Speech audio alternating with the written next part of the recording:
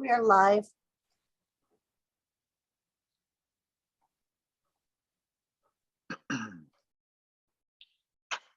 Okay, it is July 21st, 2021. Good evening. My name is Robert Cagnetta, and this is the meeting of the South Kingstown, Rhode Island Zoning Board of Review. Members present tonight are Thomas Daniels, our Vice Chairman, Richard Jerzak, Bill Rosen, Casey Charkowick, and our alternate, Susan Walsh. And also present are Jamie Gorman, who is our South Kingstown building zoning building official, Amy Goins, our South Kingstown special legal counsel, and Jessica Spence, the administrative support associate. This board is made up of 6, where 5, we're supposed to be 7, but there are 5 of them are regular voting members, and 5 are required to be present to vote. In the event one of the 5 regular members is not present, an alternate will step in. We can use another member. Tonight, the voting members will be myself, Mr. Daniels, Mr. Jerzak, Mr. Rosen, Mr. Charkowick, and Ms. Walsh. I said one too many.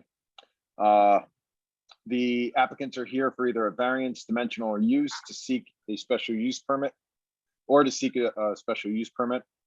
This board is a quasi-judicial body created by the South Kingstown Ordinance pursuant to the state statutes.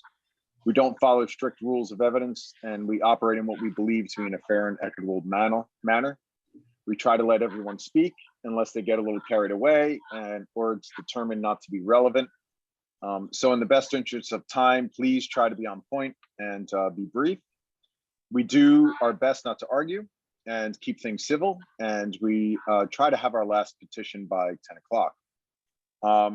When your petition is called, please come make yourself known, and Jessica will let you know how to do that. And clearly state your name and spell it for the record. So speak clearly so we can all hear you. Then you'll be asked to take an oath to tell the truth, and then you can present your petition along with any other witnesses to testify in support.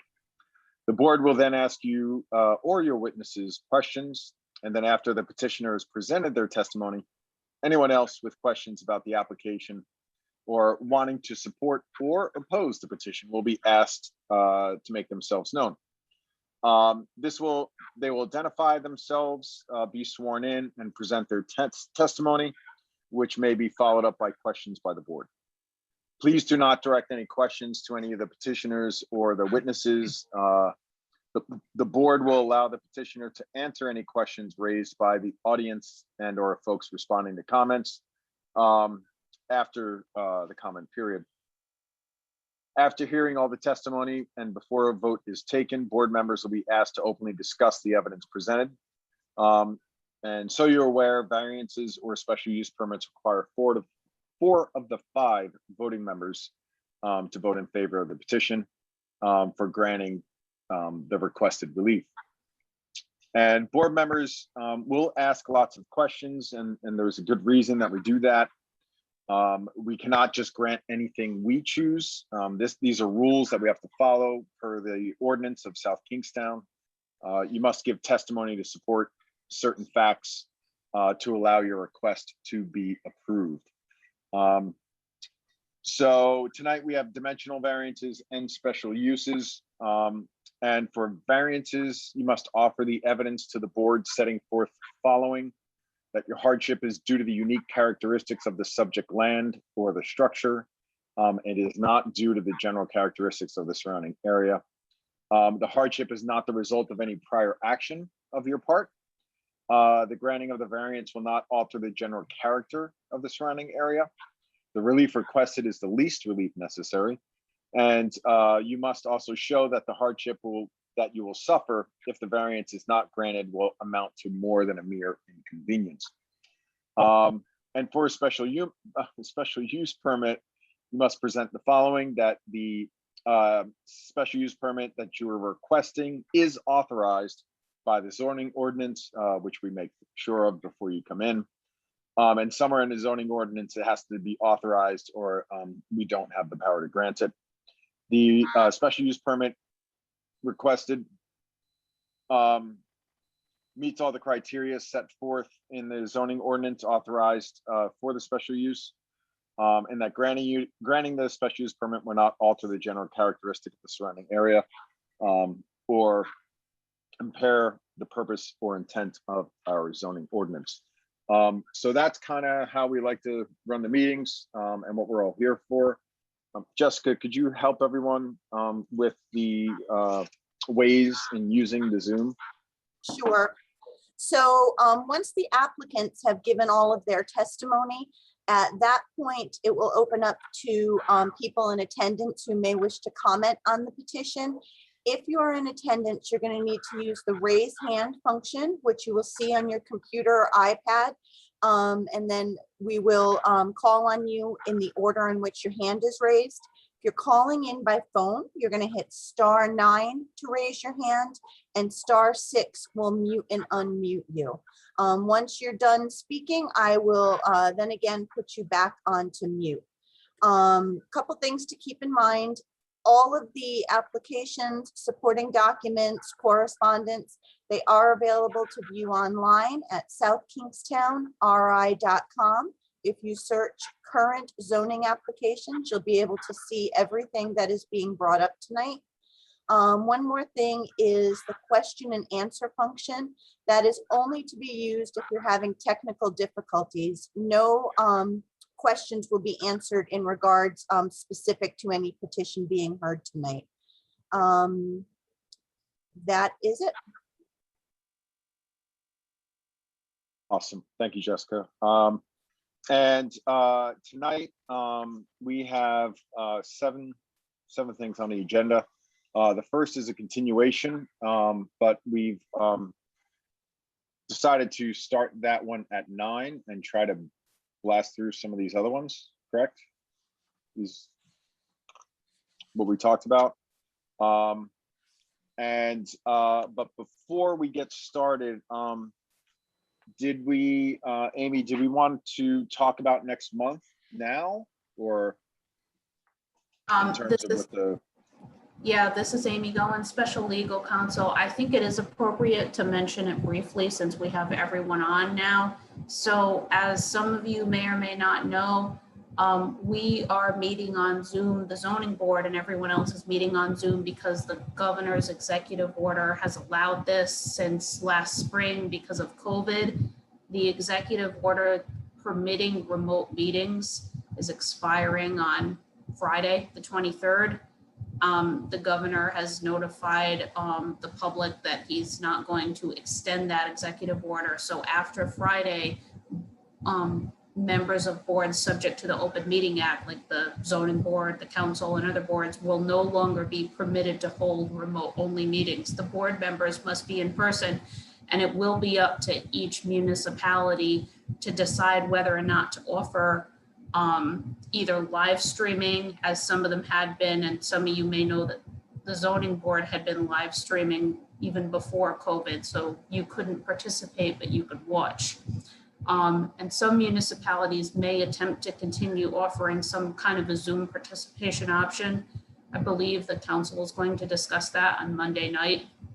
But as of now, the plan for next month is the board must be in person. And if any members of the public want to participate, they should plan to be in person as well. And of course, there's always the opportunity to submit correspondence in advance to Jess, the zoning clerk. But stay tuned and look out for the agenda because as you know, the law can change and circumstances can change, and it will be up to the council on what kind of remote participation options may or may not be offered for next month. And what we also talked about is if anything does go over tonight, it's going to go to next month. We're not going to schedule next week because we might not be able to hold it online. That's right. Okay. Amy, should we also mention, you mentioned that the board has to be present, but we're also requiring all applicants and all their witnesses must be live, that they can't Zoom in if the council decides to allow Zoom as an option going forward. Yes, that's an important point. I think the board members are gonna want the applicants and the experts in present, just like they used to be for ease of presentation and questioning. So that is an important point. Thank you. Okay, great. When is Um, the next meeting? Just August 18th. August 18th. Okay, Yeah, so if any petition gets continued tonight, it will be continued to August 18th. okay. Got it. And we're gonna try to prove the theory that that Zoom is slowing it down and not me. So, okay, so any other board, anyone have questions relative to that announcement on the board? No. Okay, so if we don't have anything else, we're gonna start with the CAF Bar. The petition of CAF Bar LLC, 396 Main Street, Wakefield, Rhode Island, 02879. For a special use permit under the zoning ordinance as follows. The applicant is seeking a special use permit to allow for the use of alcohol service within the existing establishment of CAF Bar. The lot size is 0.16 acres. The special use permit is required per the zoning ordinance section 301, schedule of use regulations table, section 907, standards of relief. Owner of the property is 396 Main Street LLC for premises located at 396 Main Street, South Kingstown. Assessors map 56-3, lot 43, and is zoned CD. The use code is 56.1 for a restaurant with alcohol. And who is here tonight for that application? Hello, Mr. Chairman. James Callahan, Callahan & Callahan here on behalf of Ali Caffrey Boutros and Elias Boutros, the owners and operators of CAF Bar LLC. Great. Thank you, Mr. Callahan. Well, how would you like to start out? Just give a short introduction, then have Ms. Boutros testify if that's all right. Great. Great. Great to see everyone tonight. Thank you for your time and consideration. Again, here with Alexandra Caffrey Boutros and Elias Boutros, the owners and operators of CAF Bar LLC, which is operating as CAF Bar, located currently at 396 Main Street, right down the street from Town Hall. It's a really nice coffee shop offering food and tea and coffee. I recommend anyone stop by. It's really a treat to go in there. Tonight, we're seeking a special use permit for a liquor license pursuant to 56.1 of the ordinances. CAF Bar recently relocated to 396 Main Street from further up in easterly direction from its current location. Ali and Elias are seeking a beer and wine license to increase their offerings. If successful tonight, we will request a license and a hearing before the town council. So with that, I'd like to ask that the chair or the clerk swear in Ms. Boutros. Okay. Ms. Boutros, could you spell your name, please? I think you have to unmute Ali, sorry. There. Oh, there you are. I called in, so I was unmuted on my phone. My first name is Oh, Alexandra, spelled Alexandra. Last name is And, Boutros, Boutros. Thank you. And do you swear to tell the whole truth and nothing but the truth? Yes, Okay, great. Go ahead, Mr. Callahan. Thank you. Ali, you and your husband are the owners of CAF Bar, correct, and you recently moved to 396 Main Street. correct. And where were you previously located? 119 Main Street. And has the move met your needs of the business so far? Absolutely. And why did you move? The former location that we were in was a very small building that we were very happy in, but unfortunately when the pandemic hit and social distancing became a requirement, the building itself was so small that we could not permit any type of social distancing. So at that point we went to go only because we could not permit any customers within the building. So as a result, with the pandemic going on, we knew that we had to continue what we were doing or find a new location that provided a little more space that we could permit social distancing and hope to continue and survive. And that's when 396 Main Street came up under a new owner, and we worked with them to move into that space and be able to sublet a portion that worked for our business. And have you made improvements to that location so far? We have. We took over half of the space and we redid the floors, we redid ceiling tiles, we painted, we put up walls. We built a new bar for our coffee bar and such. And we also updated the fire suppression system because there was an existing hood in the establishment because it was a former food restaurant many years ago. It was a sausage factory way back in the day. And so it's got a lot of food history to it. And can you describe the business itself, your offerings? Yes. So our business, we set out to be a community coffee and food shop. We wanted to be a little bit more than coffee and be able to offer some food as well and be a local gathering place for our neighbors. We also live in South Kingstown, so it's near and dear to our heart, and it's a community that we wanted to be a part of. And so we wanted a local place that everyone felt comfortable coming to grab a cup of coffee or meet a friend, grab some food, have some healthy food options as well, and be family friendly. And what do you serve at Calf Bar? We serve coffee, obviously, and espresso drinks. We also serve paninis at this time, which we've been able to add since we moved into this location. We also do fresh juices, smoothies, and we have baked goods. We collaborate with a local baker who works out of the Church of Ascension right down the street, and she provides baked goods for us and some bread products. Great. And what are your current hours? Our current hours are, we've been able to regain 7 days a week. We are open Monday through Friday from 7:30 a.m. to 3 p.m., Saturday from 8 a.m. to 3 p.m., and Sundays now from 8 a.m. to 2 p.m. And how many people do you employ? We employ 6 at this time. We would like to employ more. We are always hiring and looking to expand our staff now that we're back in a stable position. Great. And regarding the stable position, how did you survive in the pandemic with the move and the new location? So a little bit of bare bones. We tried to remain all of our staff that was willing to work, and majority of them were willing to work, but we did have to cut back some hours. We moved it to go only so that we could kind of work on that skeleton crew and still be able to provide the quality that we wanted to provide.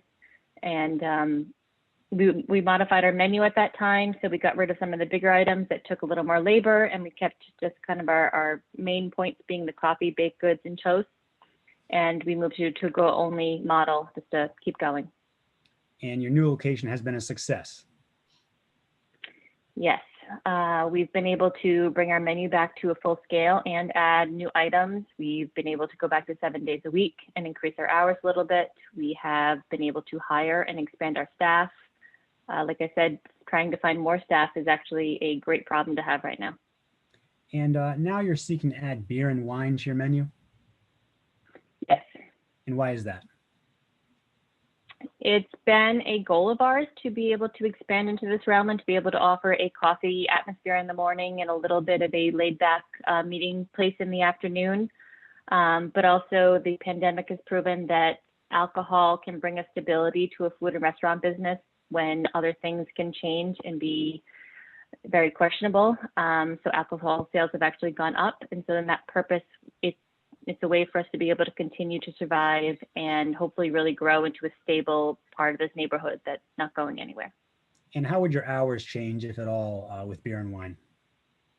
So naturally with beer and wine, it's an afternoon to evening type activity. However, we would not seek to be open anywhere past 10 p.m. or so. We'd probably evaluate what the need would be. I would think on the weekends, that would be an expected time that people are a little more inclined to enjoy beer and wine, but we're not looking to be open late night whatsoever. And what do you expect your percentage of business to be from beer and wine? Based on research alone, I think we'll see an automatic 15 to 20% beer and wine. The average usually for a restaurant is somewhere around 30%. So I would expect to see in time somewhere between 25 to 30%. And do you expect this beer and wine license would have a dramatic effect on your business, or would it be somewhat static? I would say somewhere in between. I think it's beer and wine can give you stability when other things may be, for example, weather. Weather can have a lot of impact on a business, yet if you have alcohol sales, it can help stabilize things. So it's one of those things that really can be quite regular. So when you have up and downs of Mother Nature or just food costs, just different things going on, it can help kind of be that stability that you need to keep going. And do you expect this potential special use permit will have any effect on the general character of the area? I don't think any negative impact whatsoever. I think it may bring a positive impact to the side of the street that we are. We're a little bit further away from some of the businesses that are clustered, as you pointed out, Eastern. And so I think our side of the street could use a little livelihood in a sense. And our neighboring businesses are not in any type of competition. They are mainly daytime hours and office hours. So we're the only real food type atmosphere in that corner until you move further down to the Muse. And there are, as you mentioned, there are other establishments that serve some form of alcohol in the area, including the Muse, the new Duck Press, I believe it is, and then Duck Phil Press, yes. and Tavern on Main a little further up, correct? Correct. And you're not going to be really a competitor with any of those businesses particularly, are you? No, our business model is very different. 4 of those really are full-scale restaurants. We're not in, our goal is not to be a full-scale restaurant by any means. Our goal is to be more of a light bites and kind of more of a gathering place. So our atmosphere will be more couches and sitting and relaxing versus sitting down at a restaurant with a server and bartender and such. And what businesses, if any, in that area are open in the evening hours that you know? Directly near us, the only one that I would be aware of is the Tang. I believe, and I'm not too sure how late they're open. The next closest business is the Muse Tavern. Now, regarding ingress and egress, you're aware that this property you're in includes a variance for parking, correct? Correct. And that was not a variance that you sought in your term of your lease. No. That variance was in place since, I think, 2012. Correct. And have your customers had any issues with parking or ingress or egress to your establishment? None known. In fact, in the location where we are now, a lot of our customers are able to walk to us and therefore do so instead of driving and parking. And there is a municipal lot across the street, somewhat kitty corner to your location? Correct. We are right in front of a crosswalk where they can use, and then there's another crosswalk further down. So there are almost more parking options in our town parking options in our new location than there were in our former location. And does the parking on the street somewhat clear out in the afternoon, evening hours, or how does that work? Very much so, yes. And have you had any issues with any neighbors in terms of parking by your customers in private lots? None known at this time. Okay. Now, you receive, regarding off-street loading and parking areas, you receive products from suppliers on a regular basis? Correct. And how many trucks or deliveries do you get per week? It's about weekly at this time. We do a lot of our pickup for food items, and with the addition of beer and wine, it would not, because we're not anticipating serving a large amount of that, it would likely be a weekly drop-off and of small quantities. And how many beers do you expect to serve, if any? I mean, what's your expectation? We'd like to do a few beers on tap and then a few bottles as well. We would probably try it out and see what works. We're looking for local options. So we would look for our local breweries such as Whalers, Shades On, Tilted Barn down the street from us here. And then just some of your basics, probably Bud Light, things like that. And the same thing with wine? Correct. Now, do you expect these deliveries of any increase in the following? Noise on adjoining lots? No, not compared to anything that's currently going on in the street, no. Any effect on glare on adjoining lots? No. And odor on adjoining lots? No. And have you had any complaints from any neighbors regarding noise, glare, or odor so far? None, no, nope. And will this potentially have any effect or change on trash or waste management? It would not have a direct impact. We have trash removal at this time. We use Narragansett rubbish, excuse me. And we have our own container. It's a small container that can fit in our back area that we roll out front whenever needed. So we would just, if needed, do more frequent pickups. So we call them the day before, we put it out, and they pick it up the next day. And you recycle as well? Correct. Okay. And there'll be no changes in utilities as a result of this request? None known. And no issue with screening or buffering? None known. And any changes in signage at the CAF bar? No. And there's no open space in the property. It's pretty tight in there, correct? Correct. It is a very old building. Okay. Anything else you'd like to add at this time? No, thank you. I appreciate everyone's time. Mr. Chair, if the board has any questions for Ms. Boutros? Yes, thank you. Board members, any questions of the witness? Yes, Mr. Chairman, thank you. A couple of Yes, thank you. procedural questions, one for Attorney Callahan, one for our counsel. Attorney Callahan, you submitted an application and point number 5 requires a site plan. It's marked NA. Did you mark it NA, or did someone advise you to mark it NA? I marked it as NA because the site plan, this wasn't a dimensional variance in terms of any space. It was just a permit for the interior. I didn't think that would be required for this type of application. Well, it is required, and I note that you made, in your questioning, you made reference to parking, to ingress and egress, to the size of the lot, to adjoining structures, and we don't have a site plan to look at.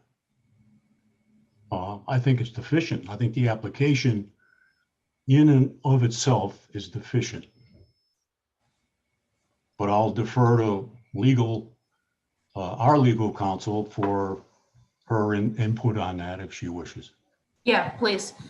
This is Amy Goins. So on that point, Attorney Callahan, is the site plan for this use, this business, going to be exactly the same or substantially equivalent to the site plan that presumably is on file from the previous use?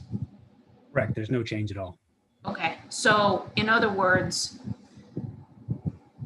the building footprint, the building dimensions are not changing.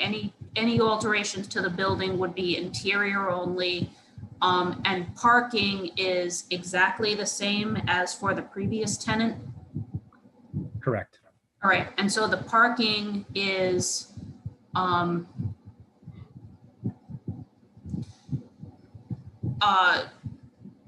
the parking deficiency was permitted by variance of the zoning board granted in 2012. I think, Tom, I normally would agree with you. You know, you need a site plan for pretty much everything, but in this case, you're changing a tenant essentially from one coffee shop to another. The only difference is this one's looking for a liquor license, where I believe the previous tenant didn't have the liquor license. Am I right on that? Correct. Okay. I think in this case, you can either choose to forego the requirement of a site plan, or you can make it a condition of approval that a site plan be submitted along with the building permit application, which would confirm what the applicant is representing tonight. So I think, in other words, the zoning board can act on the request. That's my opinion. As to the, propriety, the legal propriety of the application before you, I agree completely with Attorney Callahan, and I want to compliment him for bringing this issue to our attention, because it's always nice when an applicant can give us a little history and let us know if there were previous variances issued. And the general rule right in South Kingstown is you cannot get a special use permit and a variance in conjunction. In this case, that's not happening. The previous tenant didn't need a special use permit. The previous tenant, Dave's, required just parking relief. The use didn't require use relief. It was a permitted use. So am I right on that, James? Yes, exactly. Yeah, okay. So in this case, the parking now is considered legal by way of the variance. It's just the use that needs use relief. So this application, I think, is properly before you, both in terms with respect to the lack of a site plan, although unusual, I think in these circumstances, they can get away with it. And I think their request for use relief is okay, because as we know, the previous parking variance runs with the land, and it didn't end when the, you know, it's not specific to the tenant, it runs with the land. Thank you, Amy. That answered my second question I was going to direct to you. Yep. I have a, are you done, Mr. Daniels? Yes, go ahead. okay. Sure, sure. Yeah, Mr. thank you. Jozak. Yeah, I have a couple of questions, okay? I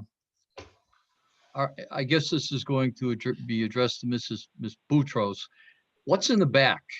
I mean, you've got, do you have seating outside in the back? So we were looking to apply for in time a zoning or for the COVID relations to be able to have outdoor seating outside. Okay, but you So that's have not what we're that. looking. I went to see it today, and to be honest with you, Mr. Daniels' comment was kind of right on point for me, because, you know, it's terrific. Your business was very busy today, but I walked in and there were so many people in there, I really couldn't make my way back through the back without kind of pushing people away. But I wanted to see what was back there. A site plan would have really helped on that, okay? What are you doing back there? Are you going to serve liquor outside? You're going to serve, No, and you're not? No, we're not asked to serve liquor outside, only within our roof, essentially. Well, how will you stop that? Same way as any other business where you have people standing at the door where liquor cannot go past that. No, but aren't they going back?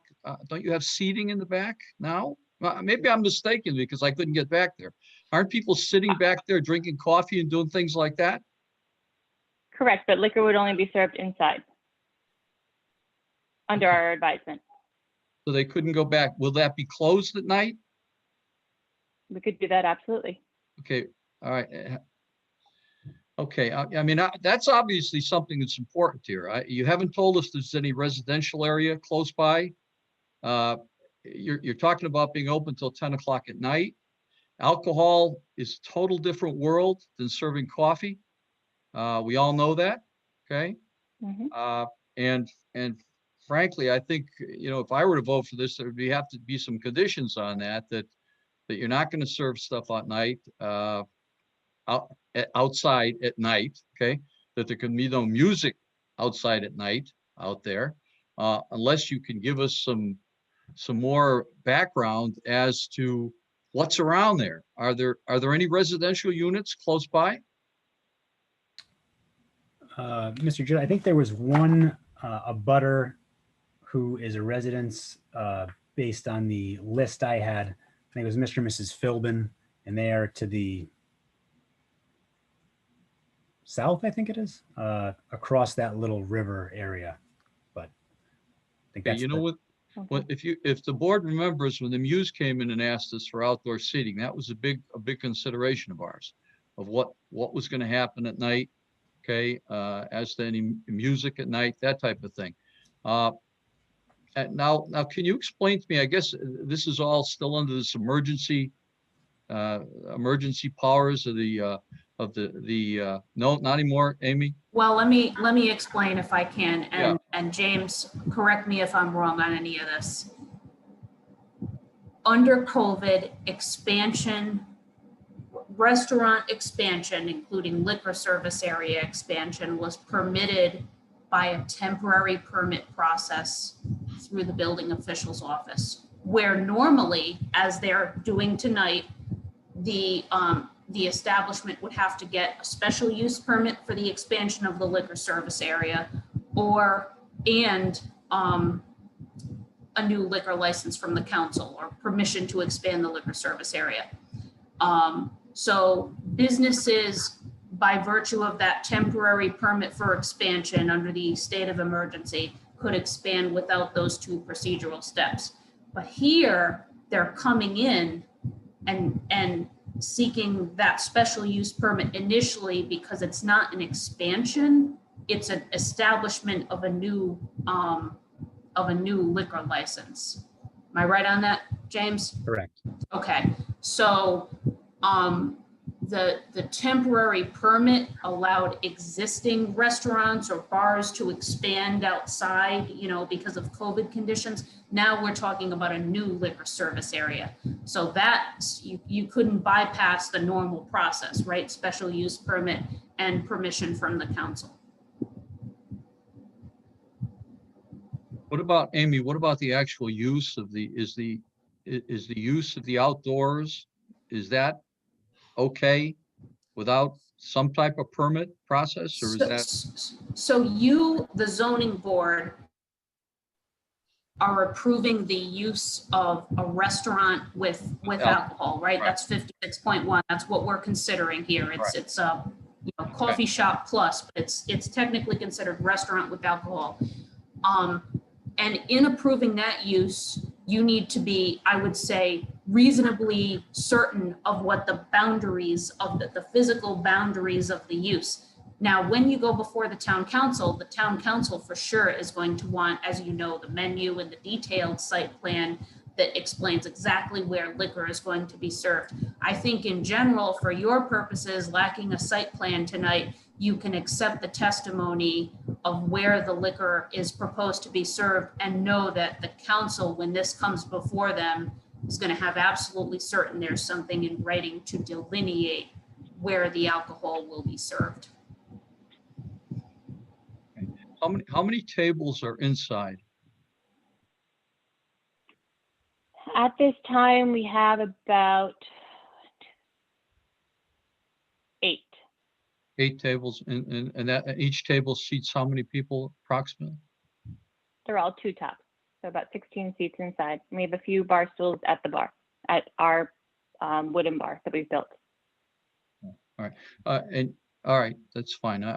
Amy, I understand exactly what you're saying. So we're so be it. Okay. I think the focus for the board should really be more about effect, if any, on the neighborhood of the establishment of the use, and maybe let the council consider in detail, or with the site plan in front of them, where exactly it's going to be served.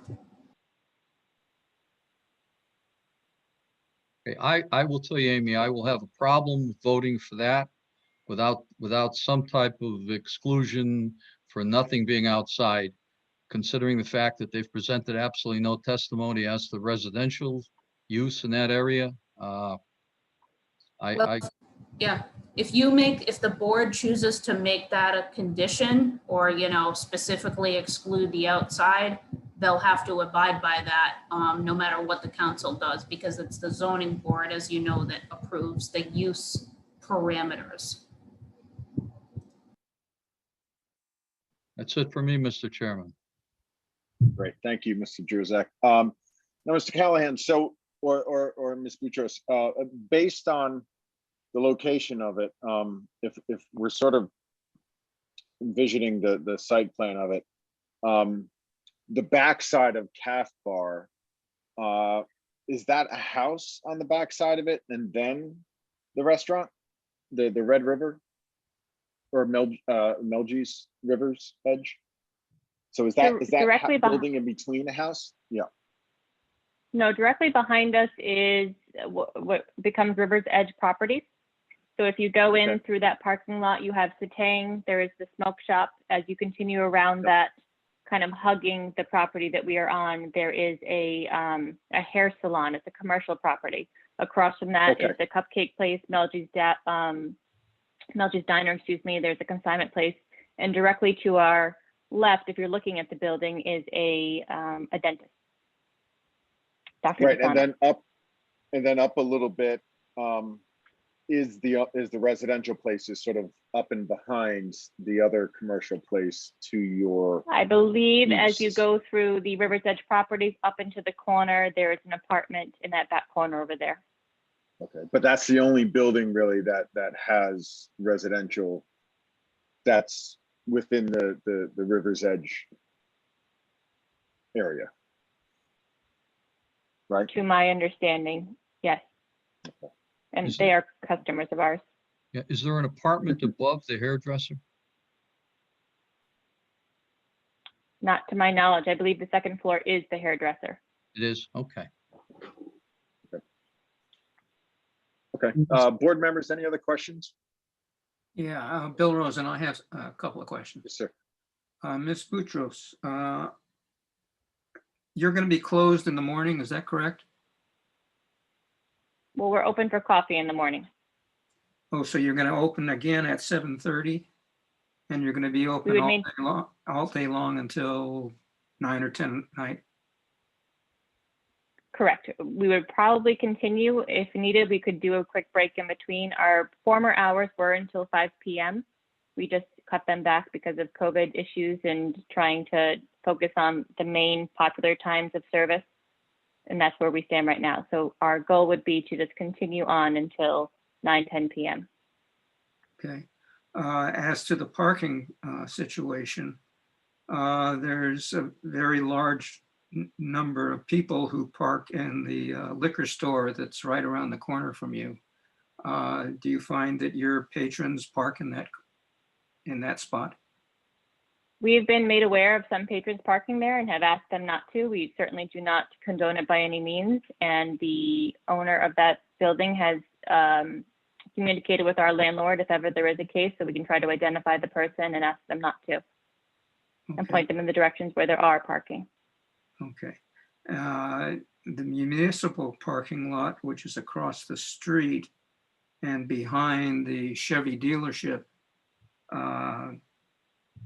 is often very, very crowded during the day, but of course it's not very crowded at night. If that's not available during the day, where do most of your people park? On the streets or they walk. So it's on So the street dentist parking, next, but there's only a couple of spots right out in front of your calf bar, right? in front of us, yes, but the Yeah. parking does extend up the street. Okay. And the businesses right next to us all have parking lots in the back. So those spots are usually opened. Okay. I have a floor plan in front of me. I know that's not a site plan, but the floor plan shows these two empty areas. Which one is the patio? The one, if you're looking down upon the floor plan, the one to the right in the back, or the one towards the street? The dark gray, I think, is Calf Bar, and then the white is the other occupant. Oh, okay, okay. The white is the other. So the patio is directly behind you, is that correct? Correct. The space is behind us. Okay, and there's no alcohol will be served there. What's in between the patio and your the calf bar itself? There's a couple of gray squares there. There's a small doorway that goes into the out area that's kind of like a little mudroom. And Other than that, it's is that how you're going to control or attempt to control the flow of alcohol out to the patio? correct. We could close that door if needed, but it is an exit to the building, Yeah, one of the exits. okay, thank you. That's all the questions I have, Mr. Chairman. Okay, thank you. So, Ms. Boutros, so that means that there's no seating area that is inside that you guys, that staff can't see, right? Correct. So there's not a back room Everything's that within you're view. not, you'll see everything in view. So you'll be able to kind of see someone get up with their drink or walk right from the counter right outside. Yes. That's the idea. Okay. Thank you. Board members, any other questions for the applicant? Or witness? Applicant? Okay, thank you. Mr. Callahan, is there anyone else that you want to present? I don't think of any further witnesses, like to ask Ms. Boutros. Ms. Boutros, have any residents in the area complained about noise from CAF bar? No, not to my knowledge. Thank you. No further questions. We have no further witnesses. Okay, great. Jessica, do you want to remind folks how they make themselves known if they want to comment on this application? Sure. So if you are an attendee and would like to speak, you're going to use the raise hand function on your computer. If you're calling in by phone, you're going to say *9 to raise your hand, and then *6 will mute and unmute you. No one is. So if raised their anybody hand. would, great, thank you. Okay, so Mr. Callahan, is there anything else you'd like to add based on? No, I think we've covered all the questions, and I think we've addressed with Ms. Goins the dimensional variance in conjunction with the special use permit issue. Unless anyone has any questions on that, I think we addressed that with the case law. I hope that's satisfactory. Any further questions, be happy to talk about that or discuss that in any way. Sure, thank you. Board members, I know Mr. Jerzak, you were mentioning the desire to keep the alcohol limited to the walls inside, right? Absolutely. Yeah, And good. no, I just Tell me what might, you're thinking. I just might make note here. I'm really not adverse to alcohol being outside. I'm adverse to granting something and then finding out that there are apartments close by, okay, that will object to what's going on out there at night. Alcohol is a different animal, okay? The noise level changes very radically with alcohol, okay? And I would suggest, okay, that rather than take an approval with us today with a condition that alcohol can't go outside, that you come back with some evidence to show us that there are either no apartments close by, or explain to us how you're going to control it. I don't see how, if you give someone a drink inside this building, you're going to stop them from going out that back door. I really don't. You can't lock it because it's against fire code, I'm sure. So that you're going to be being the police. You're going to have to be the police all the time. Have someone at the door and say, "Don't go back there." I mean, there are tables back there on a nice day. I would do it. I'll tell you right now, if I were there at 8 o'clock or 9 o'clock on a nice day, and I wanted to have a beer or a glass of wine, I'd say, "God, let's go sit outside. It's gorgeous out there." Okay. It would seem to me that would behoove you to have that type of approval, and an approval from us. Now, correct me if I'm wrong, Amy, but if we give them a special use permit and we prohibit that, it's prohibited. Is that not the Correct. case? Okay. Yep, correct. Whatever reasonable conditions you attach to the approval, govern. Yeah. So I mean, look, I'm only one guy here. You need 4 votes, but the only way I'm going to vote for it is if there's right now, if there's an exclusion from the outside. Okay. If you came back with some information to the effect that there were no apartments within such and such, and you gave us maybe again a site plan, as Mr. Daniels asked for, showing what the tables look like around there and who's around there, what the neighbors are like, okay? And then you told us that you're going to have just very quiet James Taylor type music at night out there, then I could vote for it, okay, with it being outside. But at the moment, it's a problem for me, okay? I don't think Ms. Boutros is seeking to have the alcohol outside or any outside entertainment. I think that's what she testified to, if that's correct. I'm going to make sure that's the case. Yes. And I think that the concern around bringing alcohol outside, that's a concern really any restaurant or any place has to address. I think this is similar. You have tables out there. I think this is similar. I don't know if anybody has experience with another coffee shop locally. It's Cool Beans in the Pier area, Narragansett. They have a special use permit for a beer and wine license, and they've been able to restrict any alcohol in the outside areas, which has been, really since they got granted the license, a non-factor, quite frankly, from my experience. And I think that it would be the same here, especially if all employees are tip certified. There's safe serve requirements. And I think the liability, quite frankly, for outdoor seating and alcohol for the Boutros is not really productive. So I think that the restriction for indoor alcohol makes sense in a lot of ways. Okay. I have no problem. If it's restricted for the outside, I can vote for it. Mr. Chairman, Yes, sir, Mr. Daniels, how you? I feel? share What are you a thinking? number of concerns with Mr. Jurzak. It's not my responsibility to find out what's behind the property or what's adjacent to the property or what's next to the property or what the parking looks like or what the ingress and egress looks like. It's the applicant's responsibility to provide us with that information. Without a site plan, I cannot vote for this. However, I would suggest, Mr. Chairman, that you offer the applicant the ability to continue and come back with a site plan.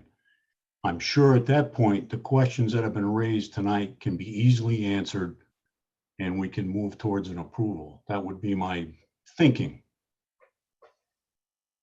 Okay, so I don't know if this is for Jessica or Amy. So when notifications are sent out, are they sent to the owners of the property or the occupants of the spaces?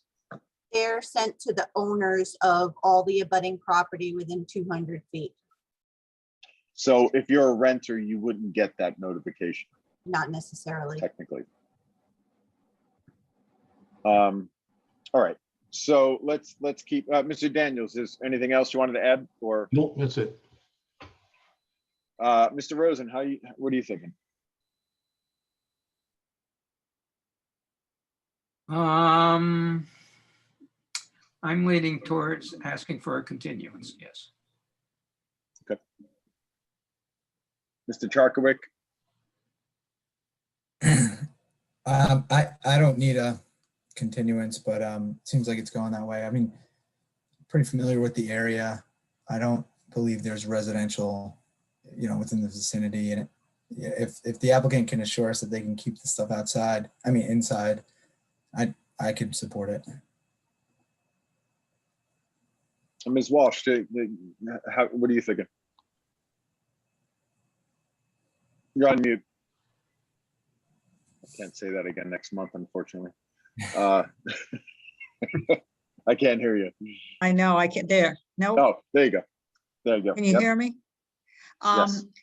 I tend to, I've heard what Amy said, as if we impose a stipulation, then that's it. But it sounds like we're leaving it open if we get a site plan. So I'm a little confused. I agree with Mr. Rosen, I'm sorry, Mr. Callahan, no, anyways, I agree with the board members who say, I'm familiar with the area. It strikes me as commercial. I don't remember any residents except further down beyond Muse. It's not a concern for me if they try to, in good faith, to keep the liquor inside the building. But from what Amy said, if we either stipulate that or we don't.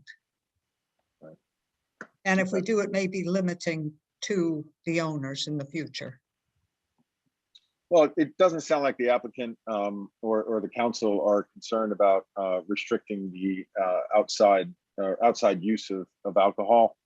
And I'm pretty familiar with that spot as well, frequenting many of the places around it, and it's a very active place until around that 9 or 10 o'clock when the bulk of the businesses between Satang and the liquor store are closed. So and I know it's not even as much of a concern as when we were talking about something like the Chop House, which literally right behind the fence in the parking lot, the Chop House does have residences. So I don't know, it seems like that we've resolved some of the concerns that because of the lacking either site plan or some of the concerns of moving alcohol outside. It sounds like we don't want that. So I guess I'd be fine if someone wanted to make a motion that suggests or that stipulates that outside alcohol isn't permitted, but otherwise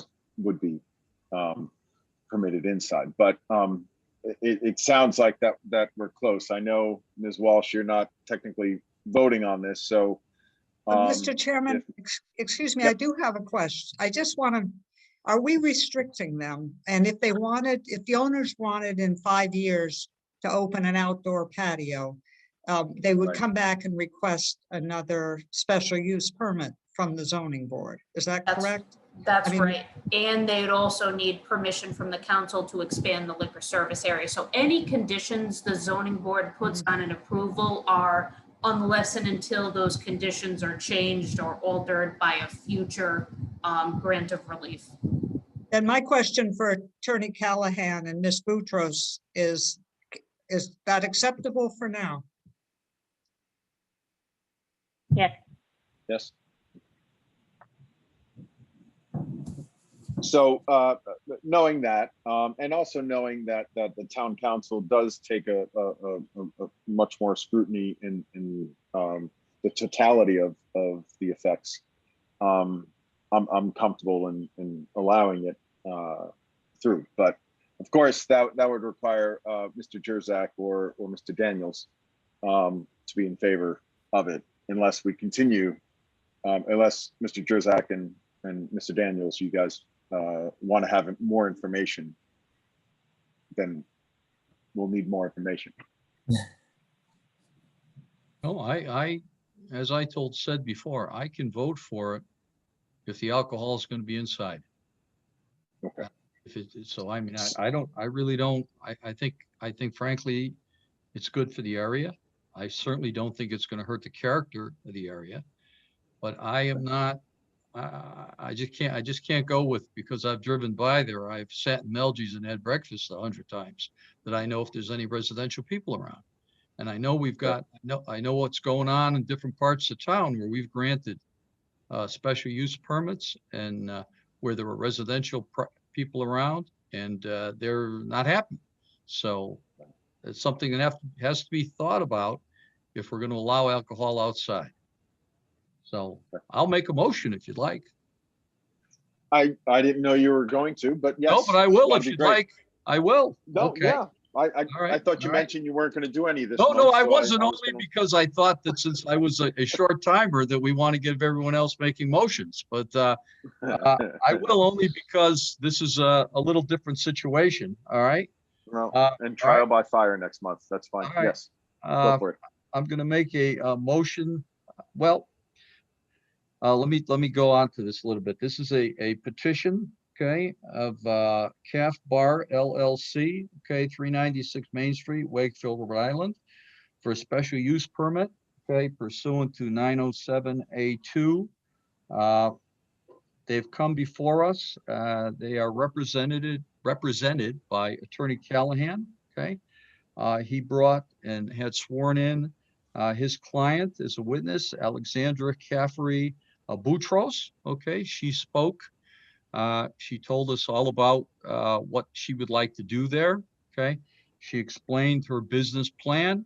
All right, it seems like a very reasonable plan. She told us that what she would like to do is start serving beer and wine for a number of reasons, and the main reason obviously is to get more customers. All right, and to make the restaurant more able to survive ups and downs in crazy times. Okay, she testified to a number of things. All right, Mr. Callahan told us that under section 301 of our zoning ordinance, under use code 56-1, that this special use permit was permissible for us to grant. All right. And I think that it is therefore specifically authorized by our ordinance. All right. I would secondly say that it meets all the criteria in our ordinance, okay, with regard to such a special use permit, a restaurant with alcohol, okay? Mr. Callahan went into great depth as to things like parking, rubbish removal, utilities, and various other things. And he very ably, I think, set forth that this would not be adversely affecting the character of the surrounding area. He showed that there is proper ingress and egress, that parking is okay. He talked about storage. He talked about utilities. And I guess, and general, other general compatibility of it with the neighborhood, okay? What I would do is I would make a condition of this approval, okay? That the alcohol cannot be served on the outside terrace, okay?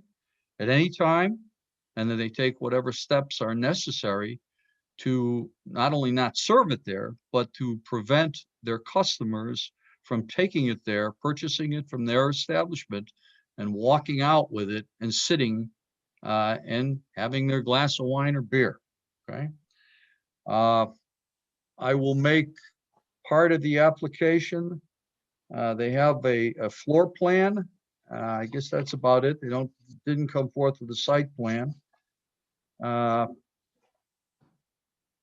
than that, I see no public purpose not to vote for this special use permit, and I ask that it be granted. That's it, Mr. Kegnetta. No more from me. You got to be Trying non-union. to find my button, sorry. Okay, the motion was made. Is there a second? I'll second that. Second, Mr. Charkowik. Any discussion? Yeah. Hearing one none. que- Oh, one- go ahead, Mr. Rosen. Okay, Mr. Chairman, Yes. one question for Amy. Can the town council override any restrictions we put on this? No, No? Okay, thank you. Any other discussion? Okay, Mr. Jurzak, Aye. Mr. Charkowik, Aye. Mr. Rosen, Aye. Mr. Daniels, Nay. Mr. Cagnetta, aye. Motion passes. Good luck. Thank you very much. We appreciate it. Thank you. Thank you. All right. Next, we have the petition of Raymond and Linda Dion of 74 Thomas Layton Boulevard of Cumberland, Rhode Island, 02864 for a dimensional variance under the zoning ordinance as follows. The applicant is seeking to replace the existing front deck with a new covered deck with stairs to grade. The new deck will be located 22.4 feet or 22 feet 4 inches, excuse me, from the front property line. The required front setback is 25. The relief of 3 feet is requested. Lot size is 6,488 square feet.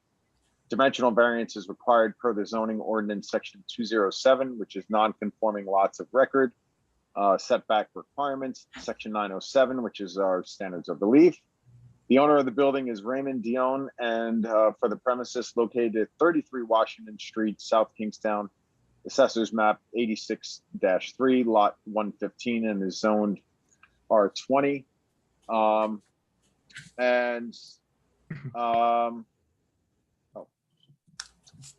Jessica, I did not read the documents the last time, and I know that I don't know if I have the document list. I just sent them to you. It's because I forgot to send them to you earlier. Do you want me to read what they have on this one? Please, yeah, and I'll pull them up in the meantime. All right, just give me 1 second.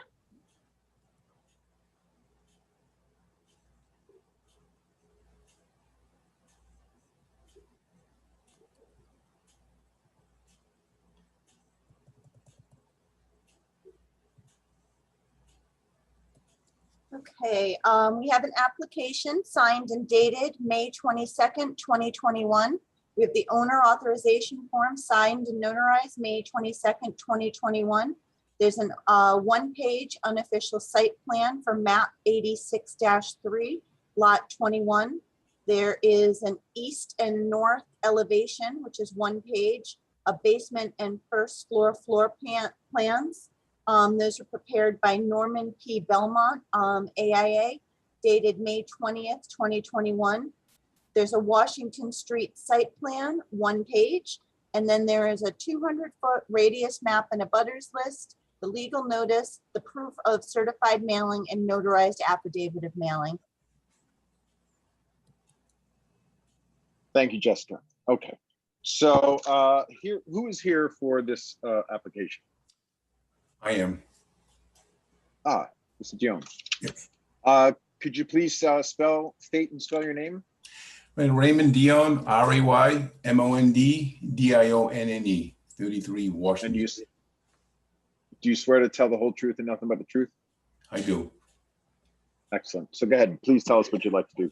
Okay, I want to thank the board members for giving me the time to share tonight. Some of you may remember me. I attended your first Zoom meeting last year in regards to this property and some things we were doing there. So we're under a big construction project and a lot of things going on. And the one thing it's surfaced was that if you look at our construction project and our layout of our house, well, it used to be our kitchen and our main entrance is no longer there. It's a bedroom now. And so we kind of lost our main entrance of the house. We do have a rear sliding doors on a deck that's going to be put on sometime this summer.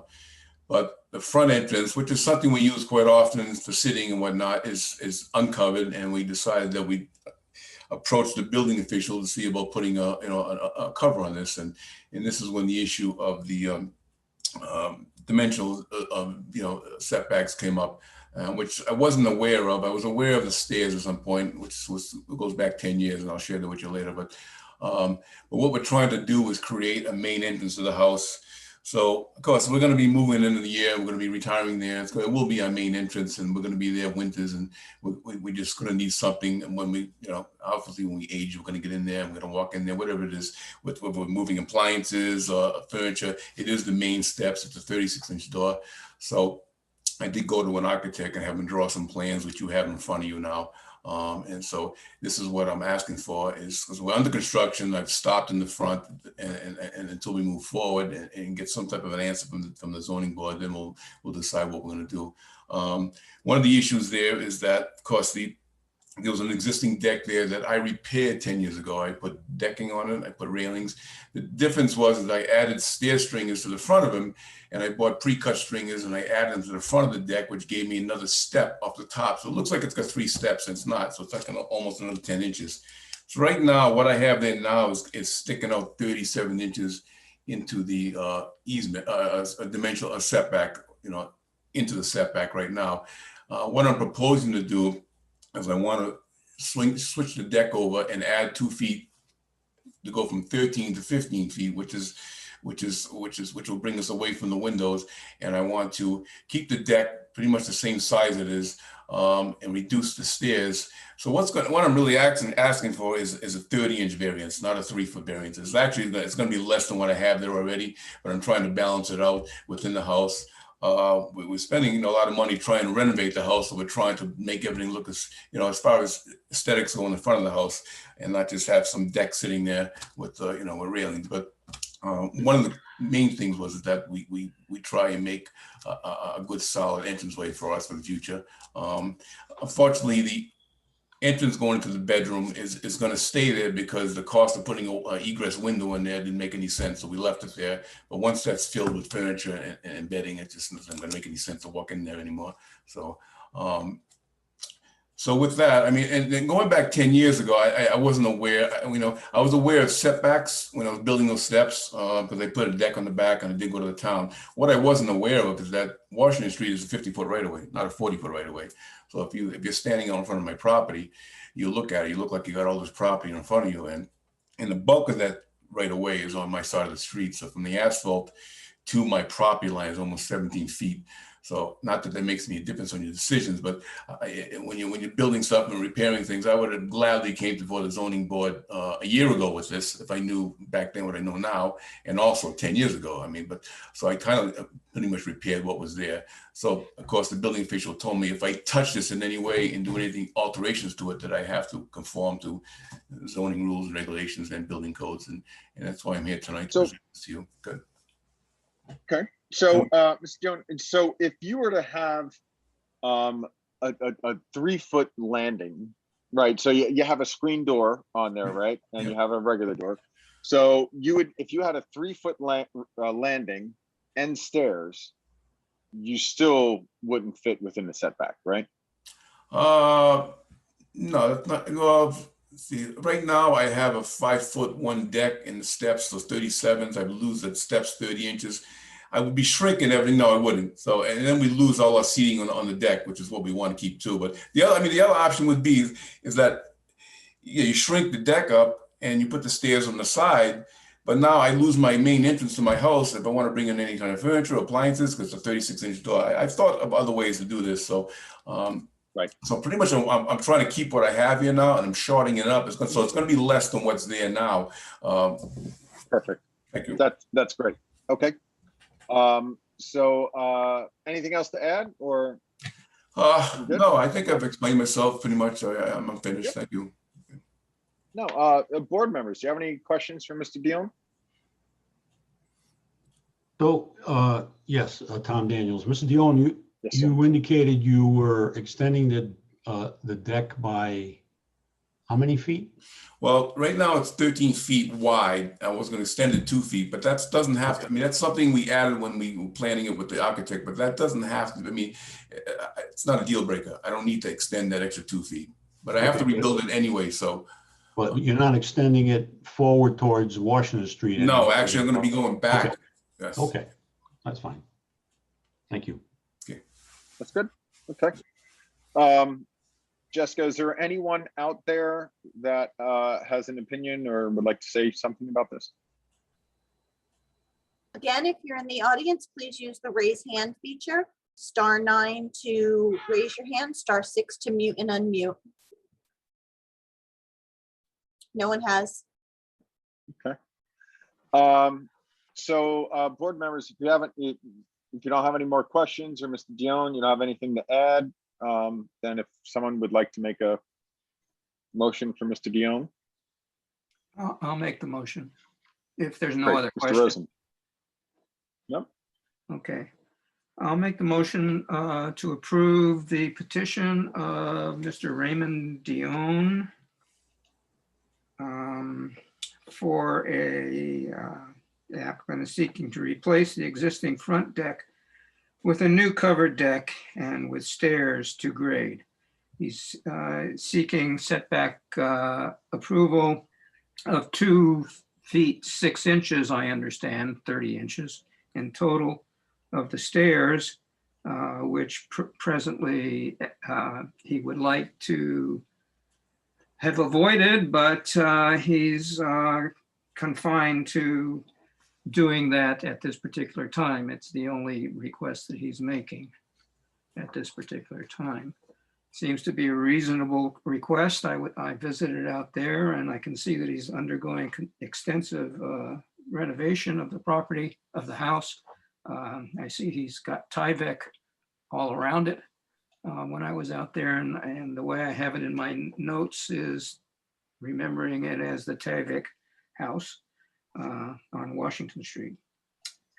Mr. Dion is the only one that spoke. There was no opposition to this petition.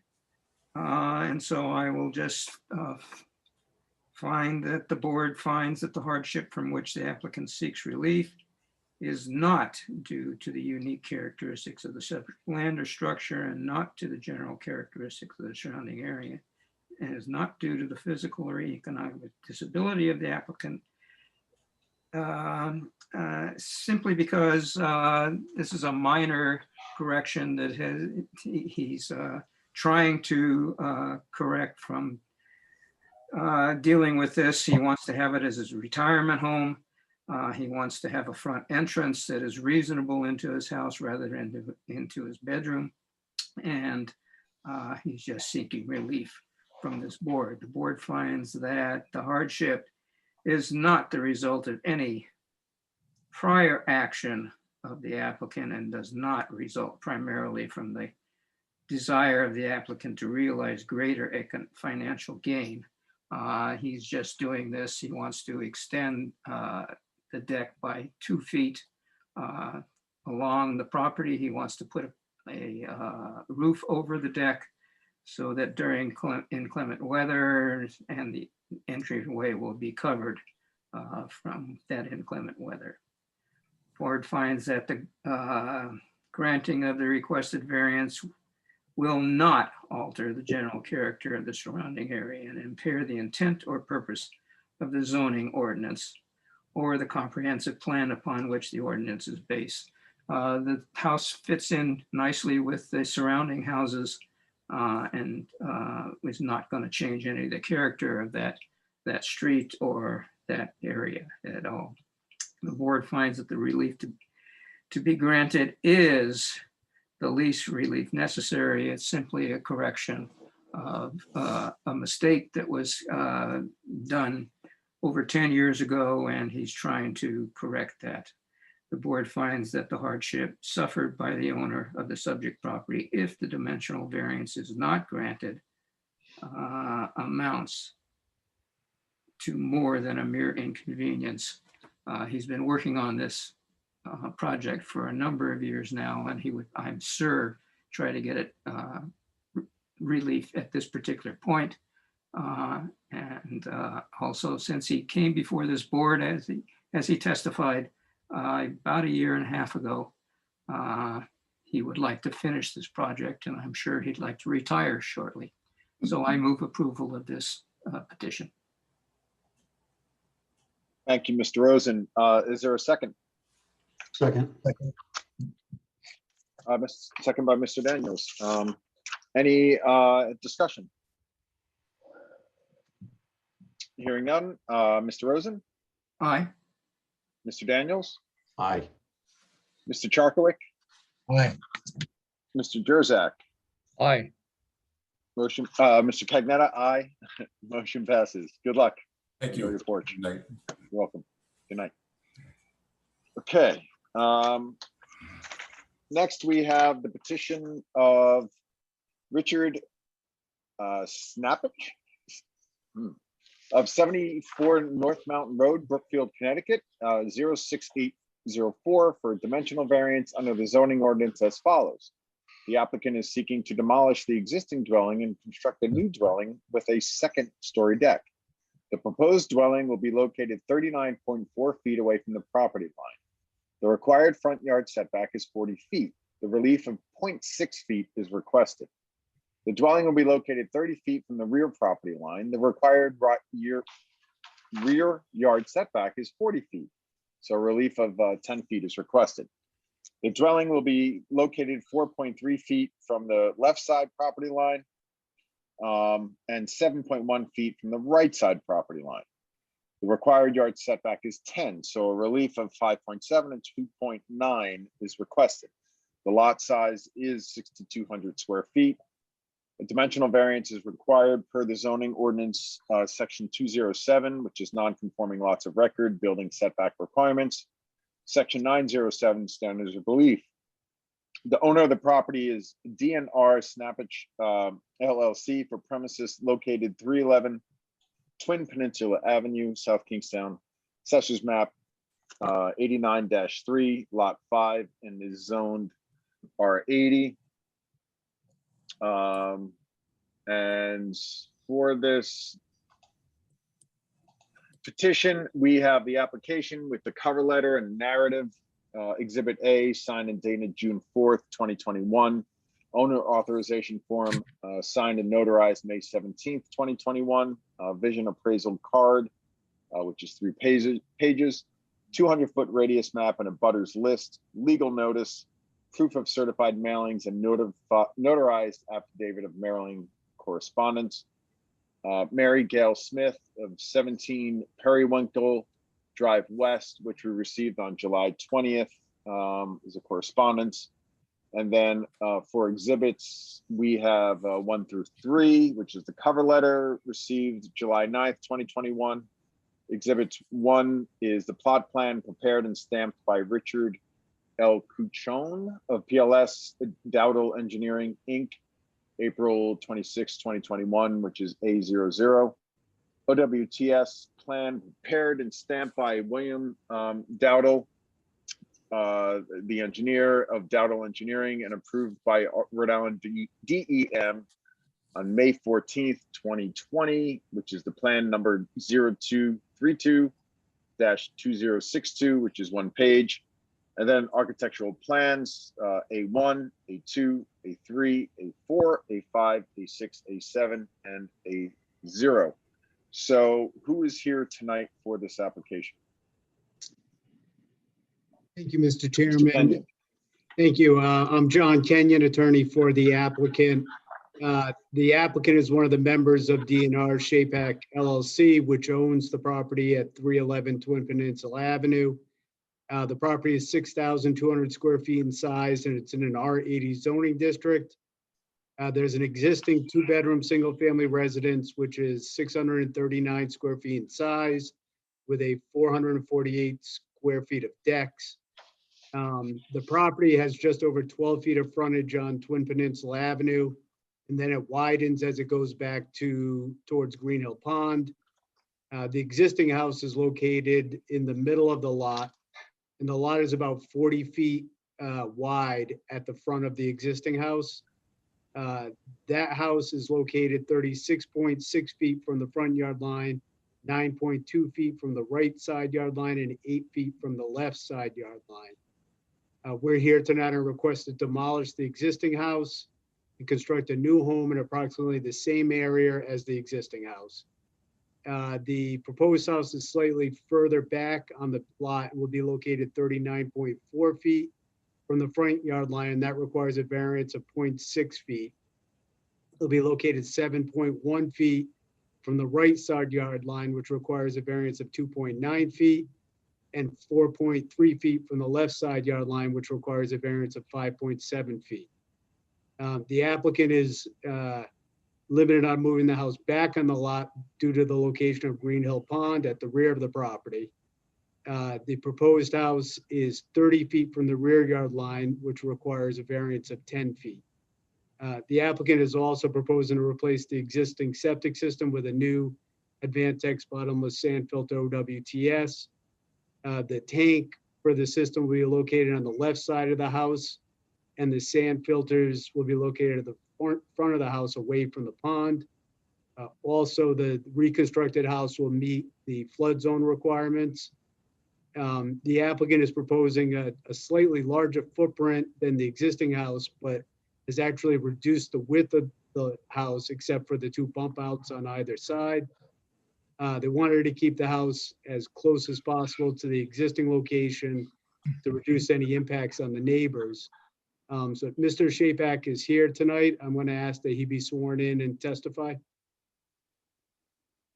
Okay, and thank you. Now I know how to say it. Mr. Shapack, could you please state and spell your name? It's Shapack first, but that's all right. It was close. I didn't Sorry. think it. All right. So Richard first name is Richard Richard. Shapak's the last name Schappappach. Okay, and Mr. Shapack, right? Do you swear to tell the whole truth and nothing but the truth? I do. Excellent. So go ahead, Mr. Kenyon. Thank you. And are you one of the members of DNR Shapack LLC? Yes. And does that LLC own property at 311 Twin Peninsula Avenue in South Kingstown? Yes. And can you explain to the board what you do for a living? I'm a custom high-end contractor in New York. And how long have you been a general contractor? 41 years. And what type of projects have you been involved with? Anything from a deck till doing we do 10,000, 12,000 square foot homes. And are you planning on doing the construction on this house? Yes, And are you familiar with the surrounding properties? yes, very. What type of uses are in the surrounding area? What type of uses? Yeah, is it residential or commercial? Oh, residential, all residential. And could you describe the existing conditions of your property? 0.15 acres, small cottage, 1 story, in, below average condition.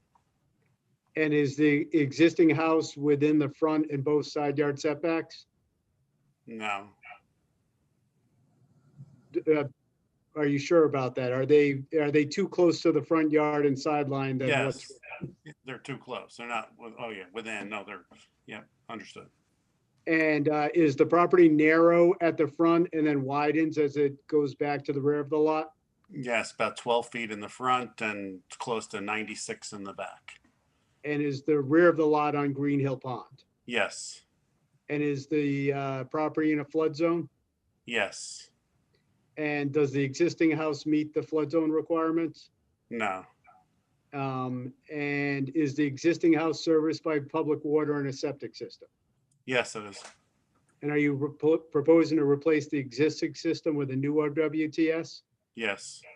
And can you describe the new OWTS and its location to the board? 1,500 gallon tank on the south side of the property, and the sand filter towards the front of the property, 25 feet away from the water curb box, and as far away from the pond as you possibly can go until you hit the curb box where you have to be 25 feet away. And are you proposing to demolish the existing house and construct a new one? Yes. And can you explain to the board how you came up with the proposed location for the proposed house? Well, it took many renditions and did a preliminary determination by CRMC to see if we were, somewhere within their guidelines, and then redesigned and spoke with neighbors, and because of the house going up with the stilts and being much higher than it is right now, we tried to, instead of keeping the house the same width as it is, narrow the main part of the house so it wasn't so I don't know the right word, immense to the neighbors. And we wanted to not just make a box, so it's aesthetically pleasing for the neighbors. We suffered and tried to develop some nice architecture and try to make it as not as large to the neighbors by narrowing the width of the house. And in your the discussions with CRMC, did they require a certain setback for the house from the coastal feature? Yeah, I mean, they like me to be 100 feet away, but the property is not, so I'm within, they asked me anything I could do to move the house back would be, look favorable to that. So we were only able to, the further we move the house away from Green Pond, the closer we are to that 12 feet.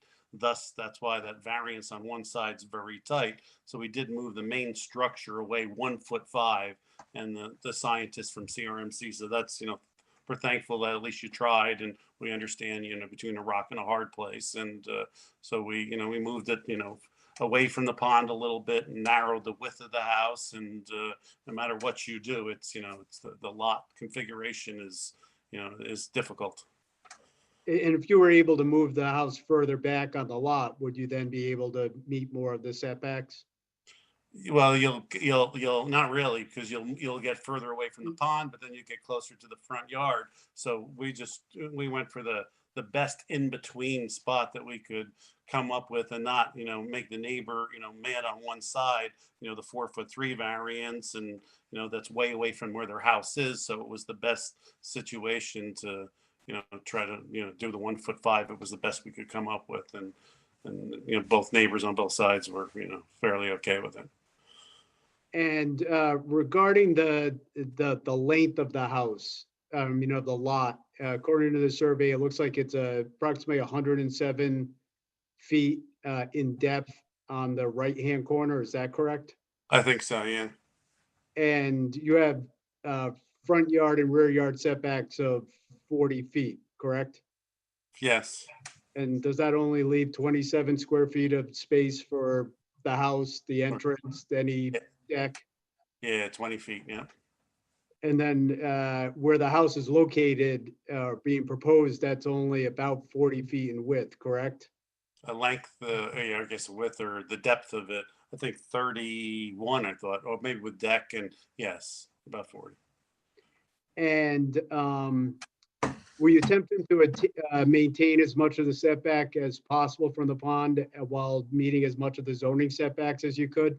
Yeah, we tried our best. And are you requesting a front yard variance tonight? Yes, And is the variance necessary in order to maintain that setback from the pond? yes, And are you also requesting side yard and rear yard variance? yes, I am.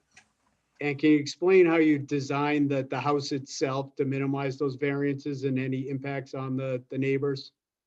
Well, the width of the house, we were, instead of just building the same width, we reduced that by 2.3 feet, which helps when the house goes up on the 10-foot stilts and then, your 8-foot floors. Instead of doing just a box that we have down the street, which some of the neighbors said, it's nice if you have a little, or you can design something a little nicer. We put cantilevers onto the house, so it wasn't square. It was more aesthetically pleasing, and it's more complex to build that way, but it's far nicer of a home for surrounding neighbors. So we suffered the design. And are you proposing those bump outs on the side of the house in order to break up the massing of the house? Yes, yeah. And in order to meet the flood zone requirements, you mentioned it, you have to raise the house up? Yeah, we have to be 18.1 feet above MSL, so the house has to go up about 10 feet higher to the bottom of the structure. And what will you have on that, the ground floor of the house? Yeah, what we did to try to camouflage the height of the house is we used clapboard siding on the lower level of a taller exposure, which then helps bring the height of the house down. And then we did knee walls on the second floor, so you don't have 8 feet right away. You have 6 foot, so that helps bring the roof down lower. And then we did vertical siding, break it up with the tower ends up being a different siding, so it all camouflages the height of the house, and also architecturally it's a nice design. And regarding the height of the house, you are going to meet the height requirements for the tower. Yeah, once you through zoning, I read the ordinances, and once you go to 18 feet, you're only allowed, I forget if it's 20, it's on the plan, what I wrote, I think it's 25 feet is the up to the ridge is all you can go. So yes, we're within the town's zoning ordinance, whatever that measurement was. And because of the flood zone, are you required to place all the mechanicals above that flood elevation? Yeah, it's part of the difficulty. You got to add all of that equipment also into your living space. So we're hiding some of those in those cantilevers or the bump outs up on the second floor. Thus, we need a little more room, to fit all of that. Thank you. I have no further questions. If the board has any. Thank you. Yes, board members, any questions for the applicant? Yes, Mr. Chairman, Tom Daniels. Mr. Daniels. Mr. Shapik. Did I say Yeah. it right? Shapik? That's close. That's good. Thank you. Okay. I'm curious what steps you are going to take to ameliorate some of the obvious problems with getting heavy equipment into that location. And I know it's a one-way street almost. It's unpaved for a good portion. Two vehicles have a tough time passing it. I don't think they can pass. And obviously you're going to have some demolition crew, some heavy equipment. I also noticed that your septic system is basically touching the line to the to the left as we look at the, and that would be the eastern side, I believe. What steps are you going to take to ensure the safety of the neighbors and ensure that the road is passable during, especially during the demolition and the heavy equipment moving in of materials process? All right, so first, the septic system is 2 feet 6 inches from the property line. Like you mentioned, maybe it was all the way up, but it's Bill Dowdell designed it at 2'6" away. So yes, it's a very tight spot. It's a tight road.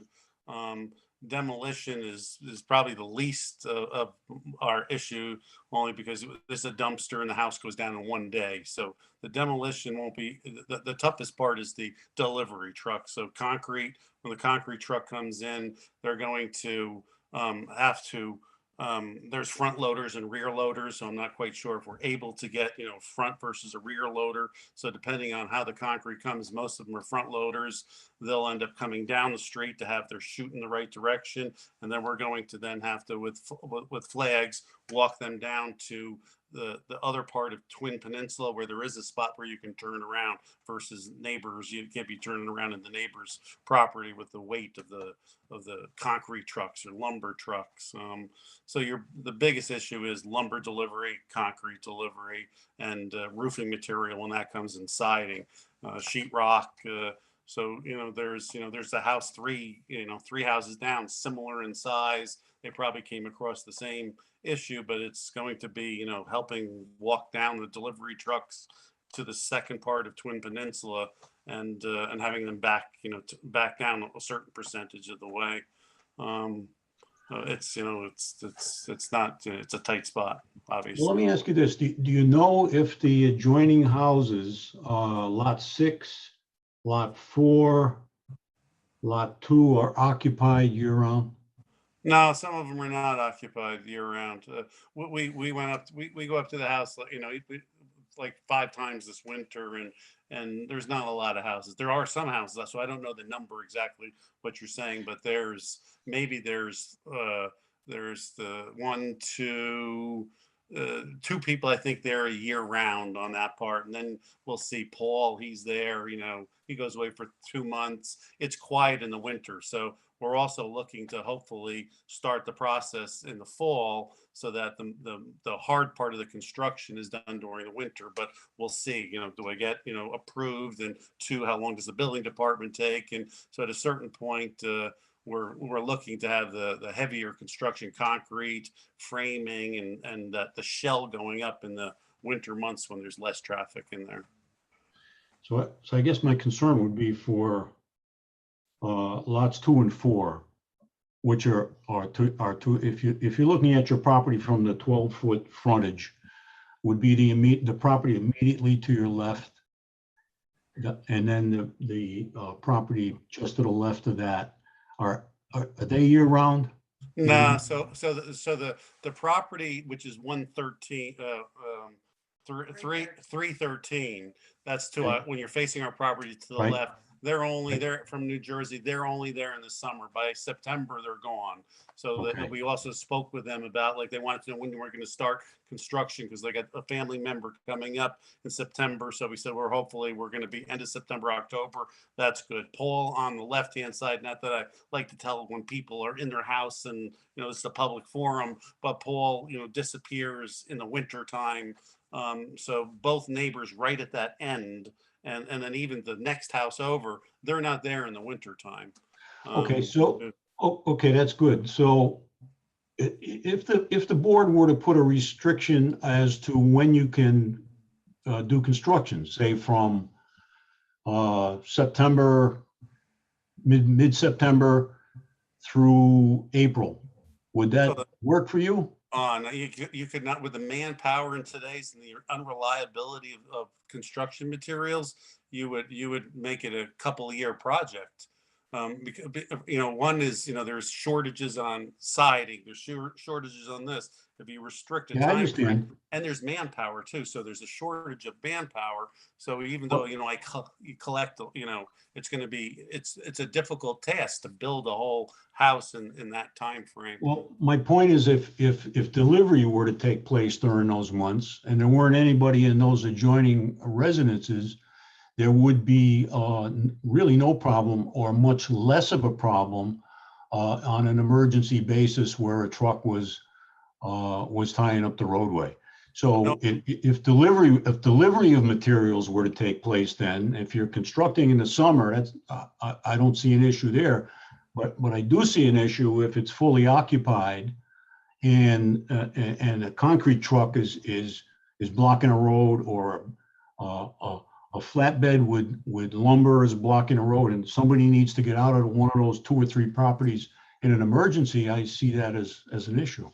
I see your point, but just to let you know, there's 3 houses that have been under construction over the last 4 months, and we get concrete deliveries, we get shed deliveries, we get the lumber deliveries, and those trucks are able to pull.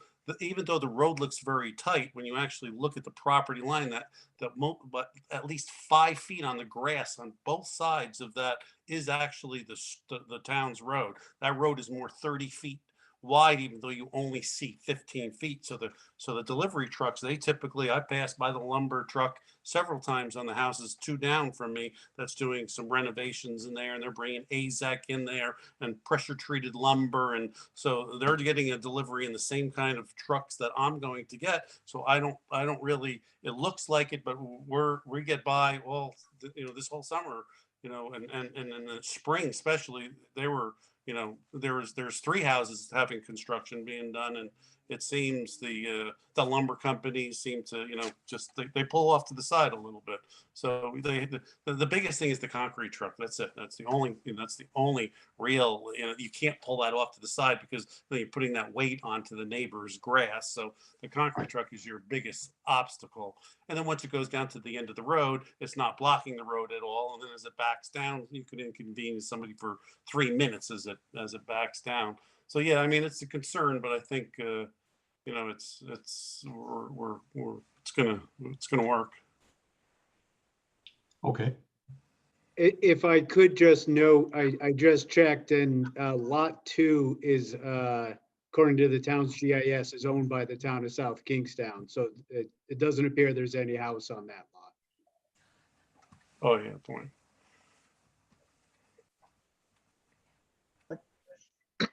Mr. Daniels, any other questions?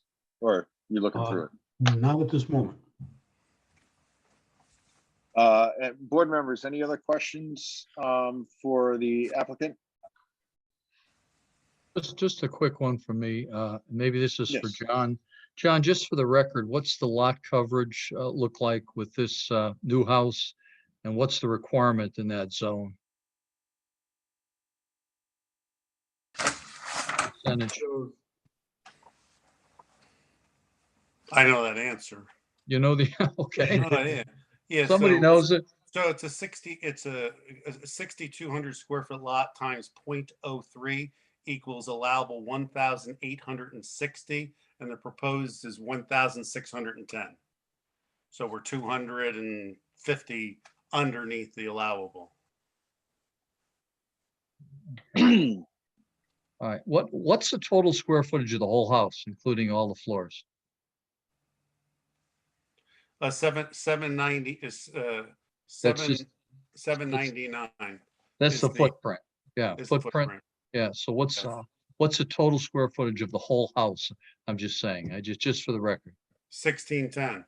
1610? Okay. Yeah, 1610. I believe maximum gross is 1860. You're allowed 1860. We're below what you're allowed to. We're proposing 1610, and the maximum gross is 1,860. I could clarify that, Mr. Jurzak. Yeah, go ahead. So Yeah. the zoning, the lot coverage is 20% maximum, but because this is in a special flood hazard area, Yeah. there is requirements for a maximum gross living floor area. So I think that those are the numbers that Mr. Shapik's talking about. which is a fraction of the overall parcel area. Okay, so we're within what's allowable for the size of the house, for the lot. Okay, Right. that was my only question. Okay, thank you. Yeah, so Mr. Jurassic, the reason I was hesitating was that very reason, that R80 has a 20% lot coverage, which we're well under. But because it was a substandard lot, I didn't know if there was some other way of figuring that out. Okay, thank you. Any other board members, questions for the applicant so far? Okay, Mr. Kenyon, is there anyone else that you wanted to present? No, there isn't. We can just answer any questions the board or the public have. Okay, well, why don't I read in the letter that was sent to us?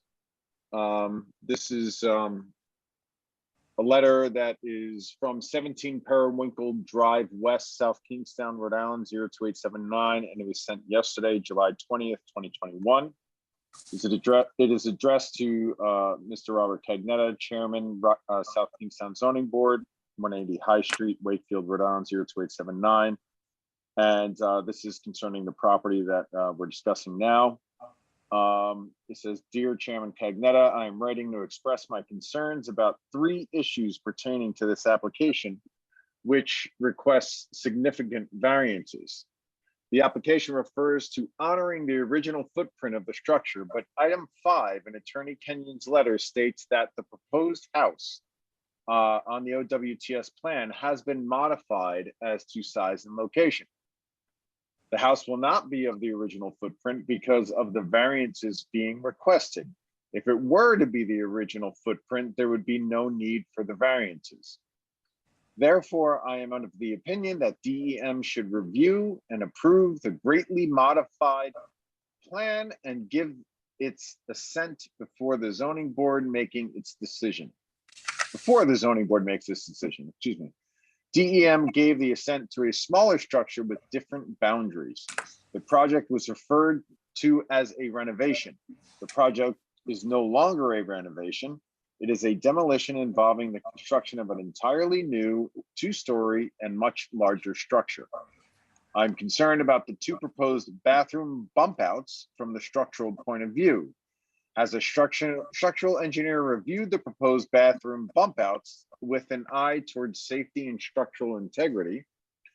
I've been told that bump outs may require the approval of neighbors. If this is the case, have the neighbors approve the plan. I do not think any of the 2 parking spaces shown in the plan are adequate for the structure of this size. The dimensions of the lot and the configuration of the street will make guest parking difficult and may result in the need for on-street parking. I request the letter be placed into the board members' packets and be read into the minutes of the July 21st meeting. Thank you for your consideration. Very truly yours, Mary Gail Smith. Is Ms. Smith here by chance? Jessica, have you seen them? Ms. Smith, if you want to add or comment on it, you're more than welcome to at this time. So.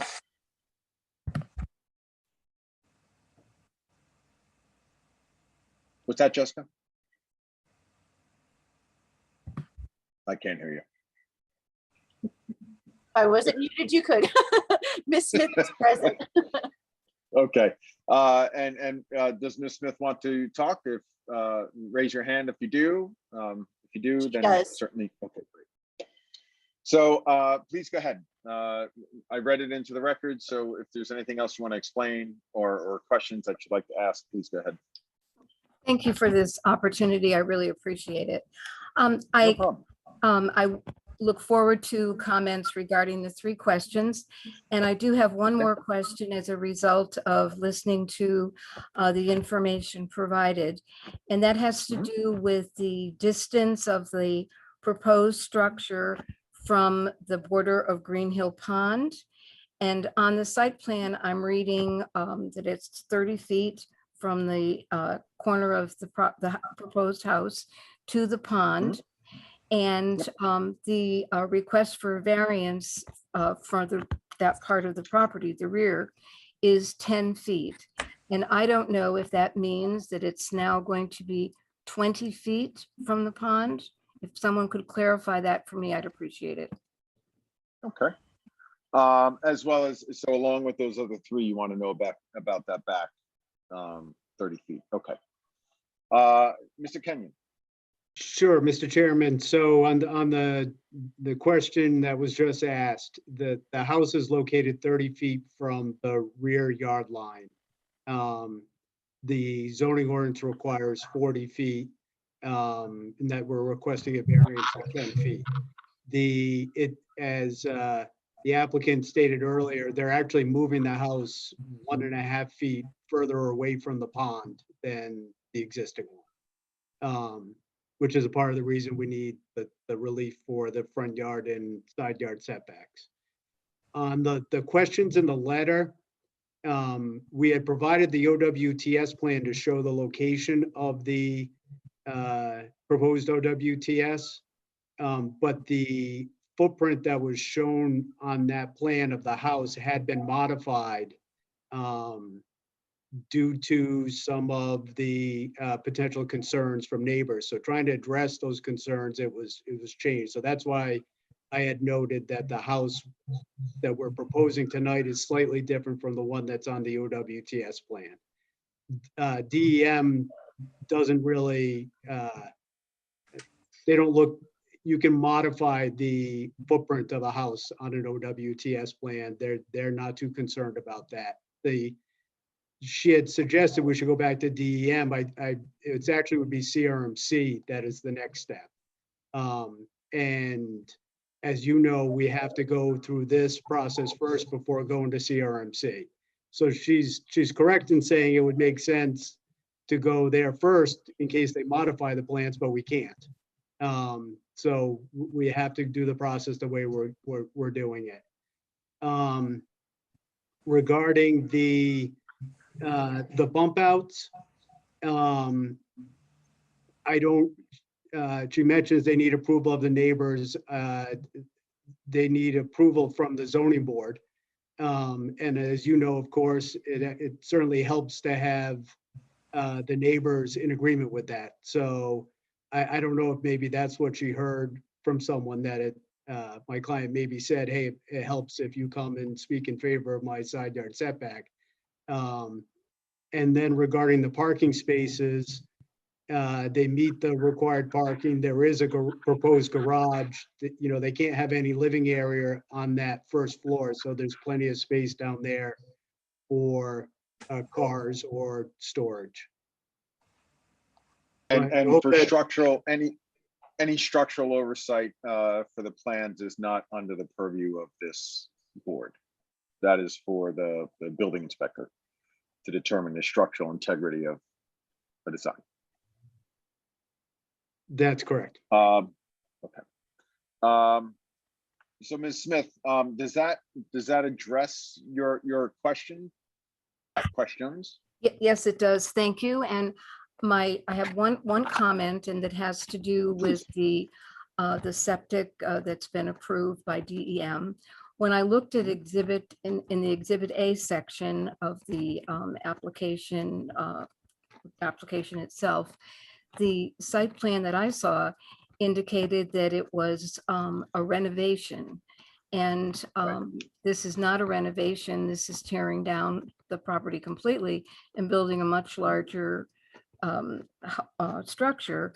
That's why I thought it needs to go back to DEM before the approval is granted. And I would say that's still my position. I understand where you're coming from, but that is a concern of mine, that it's changed so radically that I think they need to take a look. And thank you.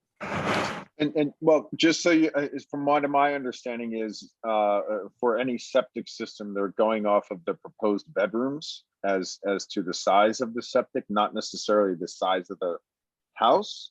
So you can have a 2-bedroom house with 50 bathrooms, and you wouldn't necessarily need to change the size of the septic. But if it were the reverse, and you had a lot of bedrooms, then you'd have to change the size of the septic. So it's not as if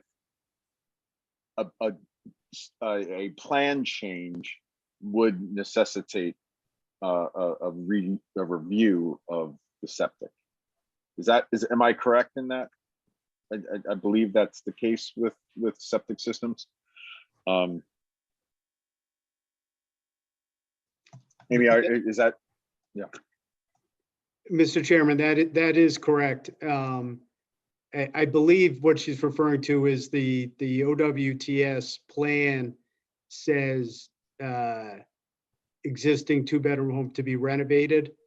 I'm not sure what they meant by that, but because of the flood zone requirements there, it's almost impossible to renovate. Because you have to raise the house up so much that almost everything there would have to be torn down and rebuilt. Okay. So that's language they may use either way, if it's a renovation or a rebuild, as long as it's the same. Yeah, I don't know. Do you have any, you were more involved with the OWTS part of this. Yeah. So according to the engineer, there's an existing septic system. It's not a cesspool. There's an existing approved septic system that was installed, I believe, in the 70s. And so it's a renovation to that. It's not like a new blank piece of land. So he said, basically, you're renovating your house, you're ripping down the structure. So it's a renovation. It's not a brand new house on a lot that was vacant. Okay, so that makes sense in the eyes of DEM. Okay. So Ms. Smith, does that explanation help? I know we danced around a little bit, but. Yes, and thank you very much. Oh, you're welcome.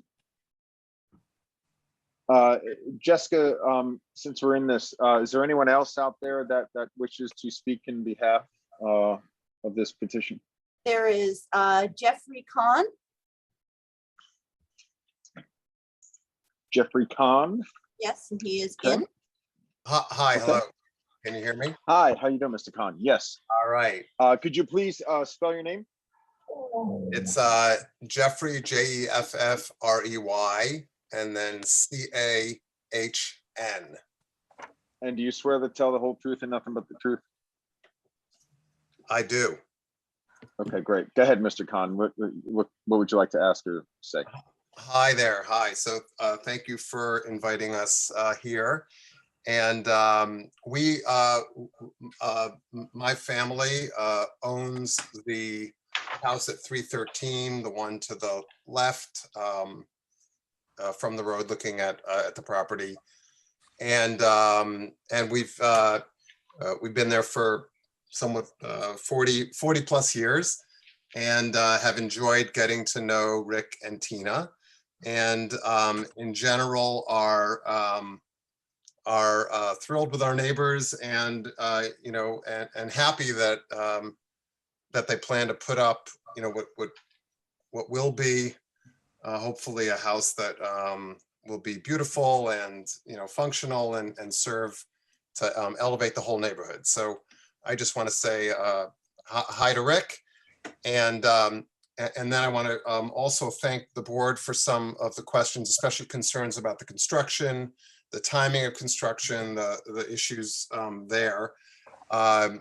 Myself and my two sisters and our families all share the house. So it is true that in general, no one in the family is there in the winter months, starting in the fall through the early spring or so. So that's true. Of course, I don't know, I didn't get a sense of exactly how long the construction that Rick intends the construction to go, and whether it actually will go into the summer months. But as stated, it's true that we at least are typically not there during the year, so that during the rest of the year, so that doesn't present a problem for us. The issue, the one question that we have is the variances, we're on the side where the variance request is about 4 feet, bringing the house from 8 feet currently to our property line down to about 4 feet. And our question is, does this variance or any of the variances being asked for, does it have any potential limiting impacts on a request that we might have, given the house that we're in is decades old and is also in need of some tender loving care and potentially replacement someday. Do any of those variants limit or impact the ability of us to get closer to the same boundary lines? Absolutely not. No, you can request whatever is allowed under our ordinance, and that is allowed to request to get closer on that side. So we are, great, thank you. So we're allowed to request it, and I don't know if you can answer this question, but does it, those of you that making the decisions, does it in any way, you don't have to grant those requests, does it prejudice in any way that, well, the neighbor is now only 4 feet from the boundary line, and now you want to be only 4 feet from the boundary line?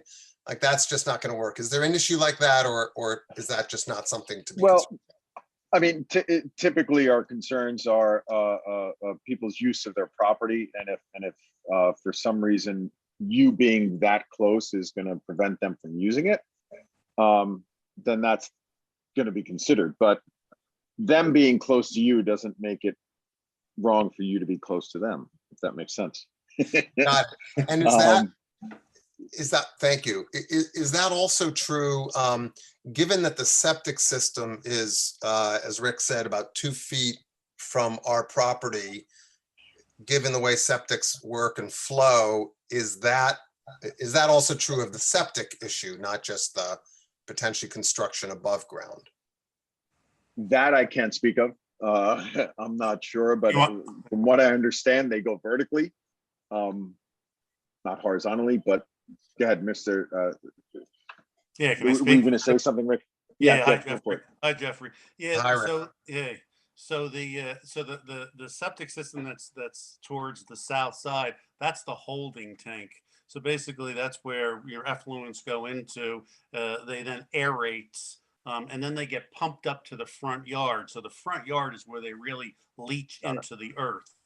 If that makes any sense. So one is more of a holding tank that then circulates until you remove nitrites and ammonias out of the effluents, and then you pump cleaner water up to a sand filter in the front so it leaches furthest away from the pond as possible. Got it. So it's a self-contained unit. Does that make sense, Mr. Khan? Okay. Yep. Yeah, it does. It does. Thank you. Is that it? I don't think we have any further questions. Thank you. Hey, no problem. Enjoy the spot. Jessica, anybody else out there?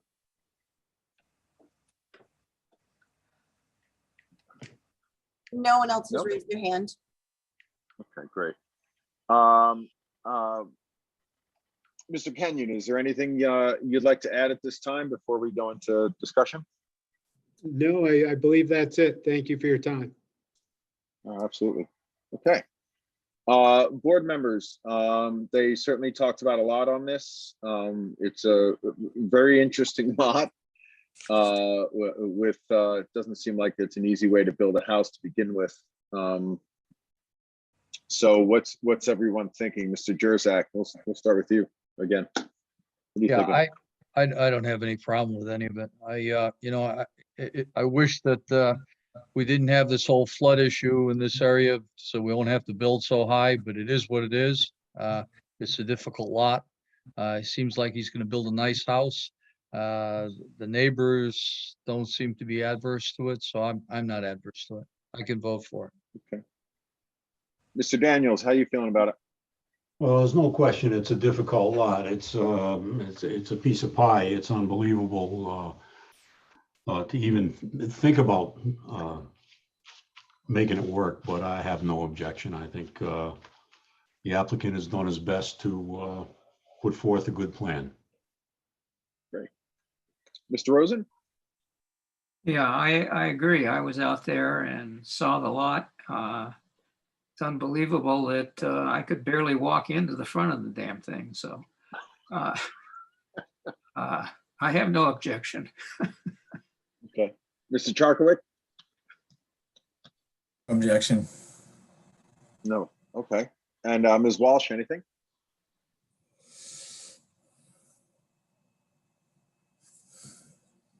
I have an informational question, which I think I will ask you and the board members after this is over, because it's not just this particular property. I mean, you can ask now, that's fine. Well, I'm just curious about how you handle decks. In this property, it seems that the decks are being absorbed into the footprint of the house, or they're considered part of the house. They're large decks, Right. a lot of Yes. deck. And so I had a couple questions about a covered deck versus an uncovered deck, how they're counted towards the side of the house, size of the house. I assume if they're covered, they're part of the square footage. That's, Mr. Gorman can answer that question probably better than any of us. Aha. So if it's a new home in the floodplain, they're allowed a fraction of the entire lot area for their gross living floor area. So that includes each livable floor measured from the outside of the building. And then the allowed deck size is a fraction of that. So what is exempt are decks that are located within the building footprint and that don't protrude. So it looks like Mr. Shapik did, I know we met and went over these numbers. Incorporate them. Yeah, incorporate them into the future for. But it is basically an equation. If it's a new home or a substantially improved home located in the floodplain in South Kingstown, yeah. So it comes to part of the square footage. Yep. Okay, is that it? Okay, awesome. No, I think you know, they did a really good job of getting this house in there. And I have to say, even though we are in a design review, I do appreciate the fact for the changes in mass, the mixes of material and patterns. I think it's going to be a welcome addition in that neighborhood. So I appreciate that. And it looks like you guys do nice work down in Southeast Connecticut there. So I don't have any particular issue with it. So if someone would like to make a motion, perhaps, Mr. Sharker can build this house.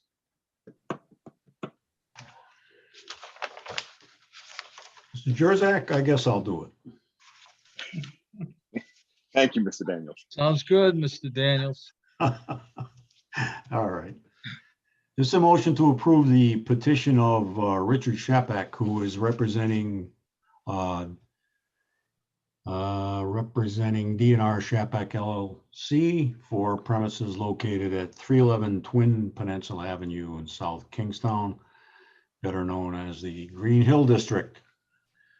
The chairman read the petition into the record. He also read the documents that have been submitted into the record. In particular are the site plans and the plans for the OWTS, which are key to this approval. Mr. Shapik spoke and testified under questioning from Attorney Kenyon and indicated that he wishes to demolish the existing structure and build a 1,610 square foot new structure, which will meet all codes in terms of floodplain and will not exceed the lot coverage as established by ordinance. The required front yard setback is 40 feet. The applicant is requesting a relief of 0.6 or 1/2 of a foot. And that is required under section 207, a non-conforming lot of record, since this is indeed a non-conforming lot. The lot size, in fact, is 102 feet at the rear abutting Green Hill Pond and only 12 feet in the front. So you can see that we have, the applicant has a difficult lot with which to deal. He's also requiring a 7.1, let's see, he requires, 7.1 from the right side. He's asking for a relief of 5.7 and 2.9 is requested. The lot size in total is 6,200 square feet. The dwelling is located 30 feet from the rear property line. Relief at 10 feet is requested that abuts the Green Hill Pond area. There were two people in addition that spoke at the hearing. Ms. Smith had some concerns primarily with the septic and with some parking issues. All of those issues seem to have been answered by the applicant under questioning from Attorney Kenyon. Jeffrey Kahn, 313 Peninsula, Twin Peninsula Avenue, who was an abutter and a building owner adjacent to the subject property, spoke on behalf of the applicant and indicated his approval and acceptance with a couple of minor questions with regard to what he might do in the future, which were really not applicable to this particular application. Once again, the materials were identified and entered into the record previously by the chairman. The board finds that the hardship from which the applicant seeks relief is due to the unique characteristics of the subject land and not to the general characteristics of the surrounding area. Once again, the lot is very unique in that it goes from a 12-foot frontage to a 102-foot rear and is basically a piece of pie. The board finds that the hardship is not the result of any prior action of the applicant and does not result primarily from the desire of the applicant to realize greater financial gain, because the applicant simply wishes to comply with the current flood zone requirements in rebuilding his home. He's a seasonal resident, and this certainly will be a stellar addition to the neighborhood. The board finds that the granting of the requested variance will not alter the general characteristic of the surrounding area.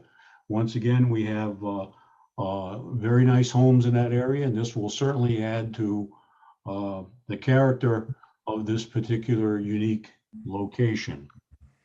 And it will not impair the intent or purpose of the zoning ordinance or the comprehensive plan upon which the ordinance is based, because the structure is allowed with these variances in that particular zone, and it is a non-conforming use. The board finds that the relief to be granted is the least relief necessary, because the applicant has taken all steps to move the new structure even a few feet away from the waterfront, and in trying to fit it in between the very narrow lot, he's done everything possible to ensure that he's asking for only the minimum relief. The board finds that the hardship suffered by the owner of the subject property, if the dimensional variance is granted, amounts to more than a mere inconvenience. Once again, because there is simply no other alternative for this particular applicant to comply with the floodplain and to enjoy the fruits of his labor in terms of rebuilding and restructuring his residence in South Kingstown. And with that, there are no conditions on this approval, by the way. And with that, I would move that we approve the application. One, Great, thank you. Yes, Ms. Goins. That was great, but one change would be, I think it would be a conditional approval, right? Because DEM. CRMC. Oh, yeah, a and CRMC, right. So it would be subject to the 908 2-year expiration date. So added. Great. Can I get a second? Second. Second, Mr. Rosen. Any other discussion? Hearing none. Mr. Daniels, Aye. Mr. Rosen, Aye. Mr. Charkowik, Aye. Mr. Jurzak, Aye. Mr. Cagnetta, aye. Motion passes. Good luck. Great. Thank you. Have a good evening. Thank you, everyone. Thank you. You too. Good evening. Thank you. Good luck. Okay, it is 9:13. I think we're supposed to jump back now to the petition of the Garrett Homes for the continuation. Rob, before that, did we yes. want to do the continuances for the other applications on the agenda? Or, Yeah. you know, give them the option to wait it out or continue now to August. Fair. Okay. You're less optimistic than I am, aren't you? More realistic. Okay, maybe. so let's. We'll start. Is Jason or Joan Greer here, or someone Yes. representing them? Yeah, this is Jason Greer. I'm trying to turn on my video here. I guess that's up to you guys. It's okay. We'll trust it's you. I'm okay with waiting it out if there's a chance we're going to get to it tonight. Always a chance. You know, I think it's just a matter Stop of at 10 no matter what. It would be continued if we go past 11 o'clock. So we have about an hour and 45 minutes. For that Is that huge what we say? No, 11 10 o'clock, or do we say 10 o'clock? 10 10 o'clock. So that's given us 45 minutes, which is probably pretty unlikely. And I will have to share the pessimism of Ms. Goins. So more than likely, you can wait it out. We don't have to continue it at this point. Anything that'll be at the end, we would continue. So it's up to you. You can stick around for 45 minutes and see what happens. Yeah, that's a bummer. Yeah, sorry about that. I'll in person. I'll go to the it's bathroom much, and yeah, go ahead. in person, we found it's much quicker. And then also technically, whoever's a continuation becomes the first next month, unless I choose to change it. But pretty much that's what happens. So you technically would be first. So the one you're about to consider now is a continuation. It's a continuation, but we knew it was probably going to run the whole meeting, so we decided to. Okay, hold well, off. I'll come back and check in at about 10 of 10 and see how things are going. Sounds great. Thank you. How about someone from Mare Boys Properties? Mr. Chairman, Jeff Caffrey, attorney for Mara Boys Properties. Hi, Jeff. How are you? I'm well, thank you. How are you? Good. So I guess I'll probably wait it out. I mean, everything's been so fascinating tonight. Another 45 minutes probably won't hurt. And I'm not optimistic we'll get hurt, but we'll wait it out and see what happens. Okay, great. Thank you so much. No problem. Thank you. Mr. Chairman. And then Mr. Chairman, Yes, if I Jess. may, Attorney Shikarchi has raised his hand in regards to Kingstown Road, so I don't know if you want to hear what he has to say. Of course, this might change everything. Mr. Scarchi. He just needs to unmute himself. How's that? Perfect. That's great. We can hear you. No, I thought I plan on putting a full presentation together, so I think it will go longer than 45 minutes. I just want everyone else to know that. Okay. So, great. So now we know it's going to be a little bit longer than that. So last would be the Vanderslices. Nicole, is there someone here for that one? I see Nicole's name on there. I am here. I think Nicole is also. Oh, Jay. Yes. Yes, and I am as well. My only concern with you the my only concern with the continuance is the switch to in-person. I don't live on the East Coast. So Jay is my representative as my architect, but I cannot be in person next month. You can authorize, this is Amy Goins, you can authorize him to appear before the board on your behalf. You just have to sign that form and submit it to Jessica. And Yes, she already has, so we have that form. So if you can't be present, then Jay can speak on your behalf. Perfect, then I'm fine. Yeah, and I think the only thing we were trying to figure out, or the town council is trying to figure out, is if there's a good way to make sure everyone that's on Zoom that can participate. So the goal is to have Zoom operational, but they just have to see if they can make sure that everyone can participate. So hopefully you can still see it. So what I would suggest is I will be posting that agenda on August 2nd. So if you go to our website on August 2nd, Nicole, I will have notes on there if you can come in by Zoom or not to see what's going on. Regardless of Zoom or not, it will still be live streamed. You wouldn't be able to participate, but you can at least watch the testimony if you go to our website and go to our website.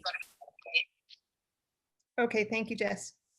And I would also suggest, Mr. Cagnetta, I realize that the two applicants previously said that they would like to wait, but based on Attorney Sakarchi saying that he's got a full presentation, I think it would be prudent just to continue them all at this time. I don't see it. That's just my opinion on it. Okay, so And why don't we, go ahead. Yeah, if we're thinking ahead to next month, if there's any possibility that this one would need to be continued, maybe just for deliberation, but maybe we could think about the fourth Wednesday of the month for this one, so that we don't have others waiting 2 months in a row. If that works for their team, we could consider that. And the other consideration too is that I think one of our board members that is participating tonight, Mr. Jerzak, was not planning on being here next month. So we'd want to make sure that we get through this petition to make sure he can participate. Well, Mr. Jerzak would not be participating tonight because he wasn't here last month Oh, in fair. Kingston. So he doesn't need to at this point. So it doesn't matter if he's here or not next month. Fair, okay, that's true. Okay.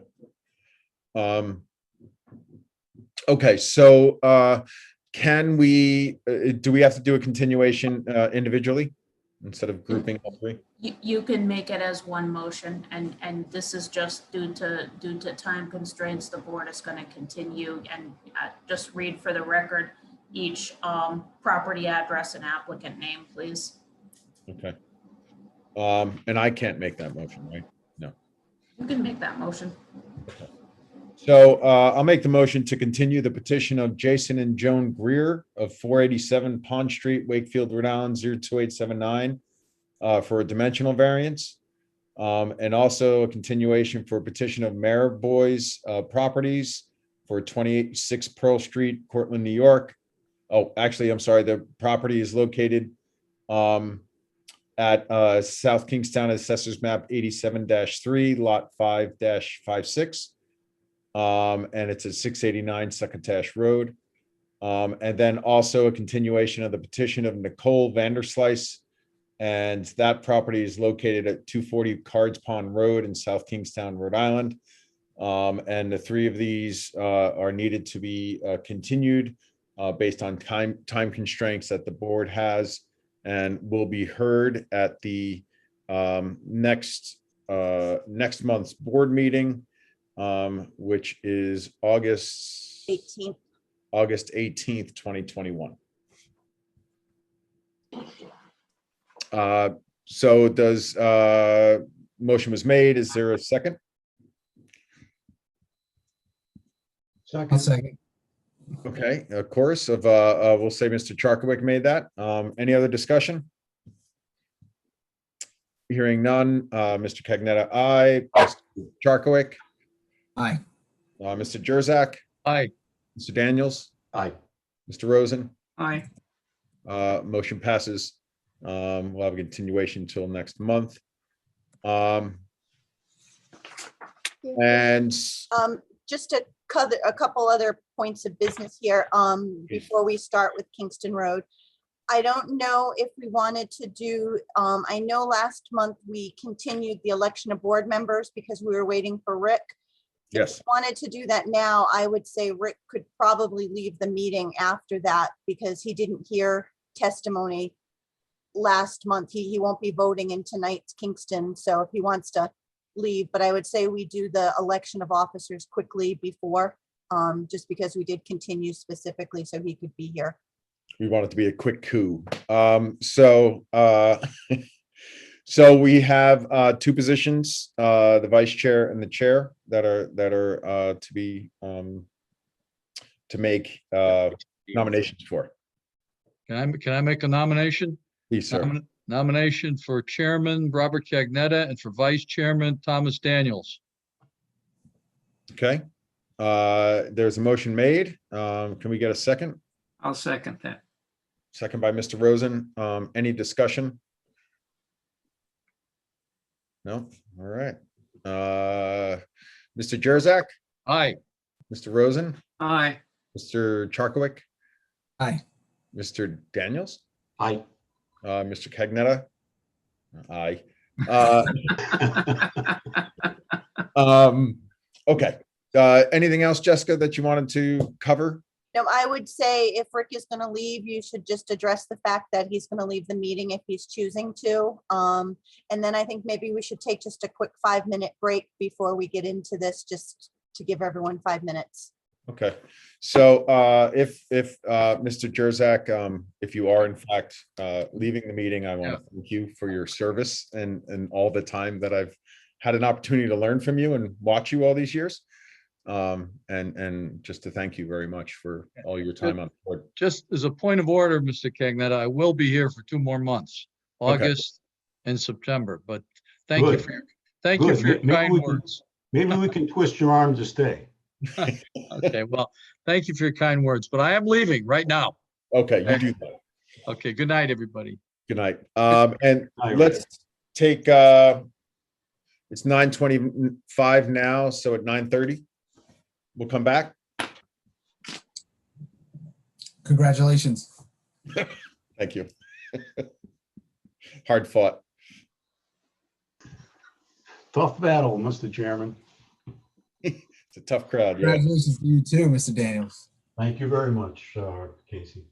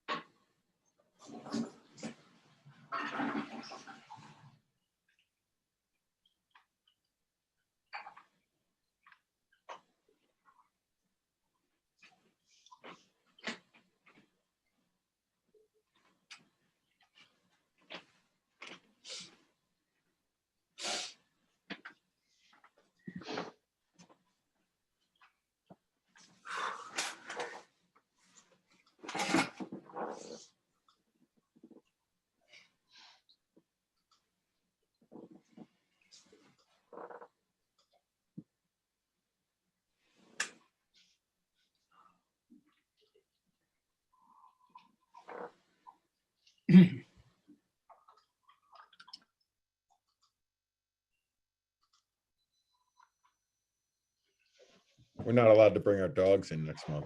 Oh, what's her name? Carrie, Very nice. she's tiny. Hi, Carrie. Oh. My dog better not see her. He'll start barking. Yeah, right. As long as they're not a squirrel, we're okay.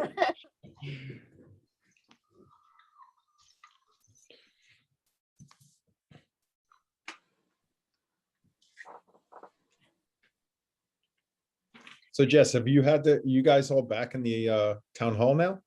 Yeah, we have been since end of April. We're open for regular business.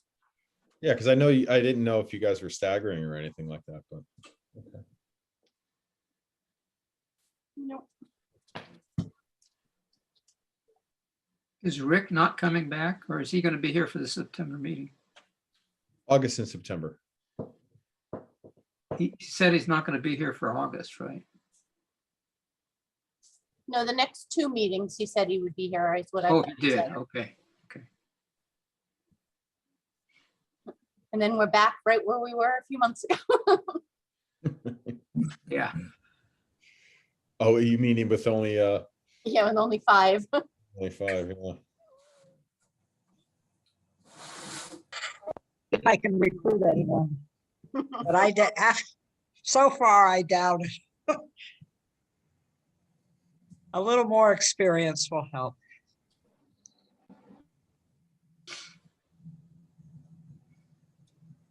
I'm trying not to think of the fact if someone actually gets COVID and then has to stay home. But we can Zoom. We can Not, Zoom in. not as board members, no. No, we can't. Well, what if they go back to Zooming? That, yes. Yeah, we have to see what happens with the law, and someone on this meeting might have something to say about that. But we will be putting in legislation. We'll ask the town council for legislation to allow a 3rd alternate on this board. I think that would solve some problems. Oh, yeah. Where's the second?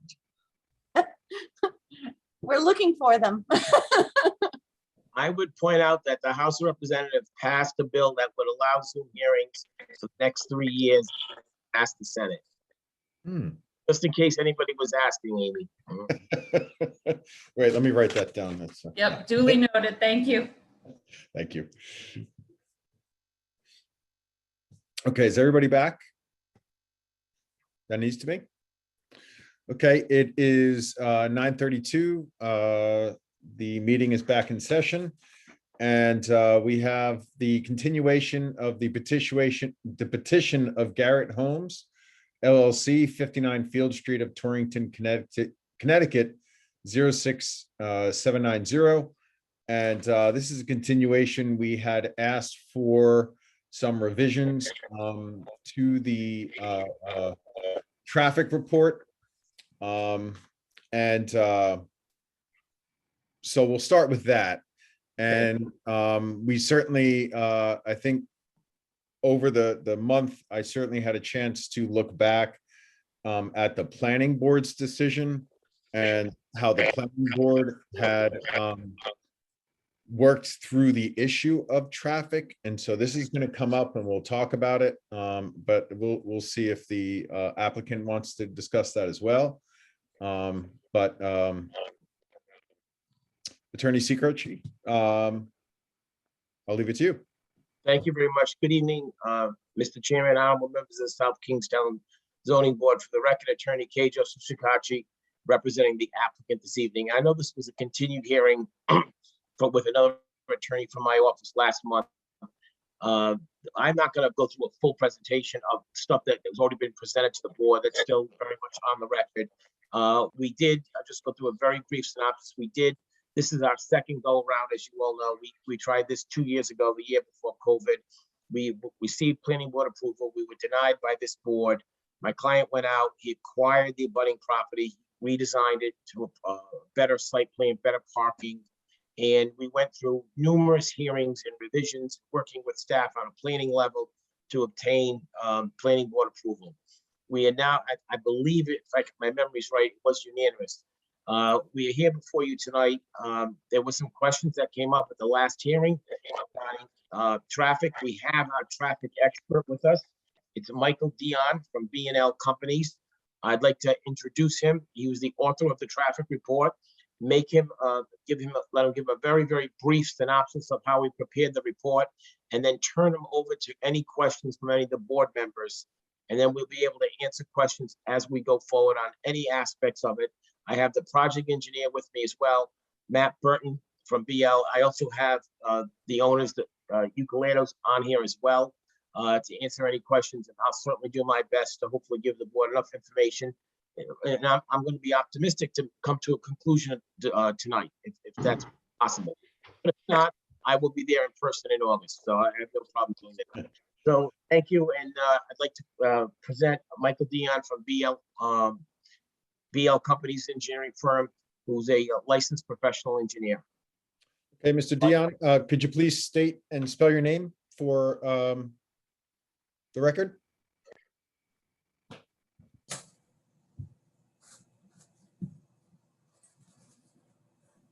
Where'd he go? Mr. Dion? Oh. Are you there? Nope, no, not quite yet. I can't hear him. Hello? Yes, Okay. all right. For the record, Michael Dion, Michael Dion with BL Companies. Do you swear to tell the whole truth and nothing but the truth? I do. Excellent. So go ahead, sir. Thank you. So I'm sharing my screen. If everybody can see it, I think it's easier to talk through a presentation than just throw numbers and letters out at everybody. So we are here for 1860 Kingston Road.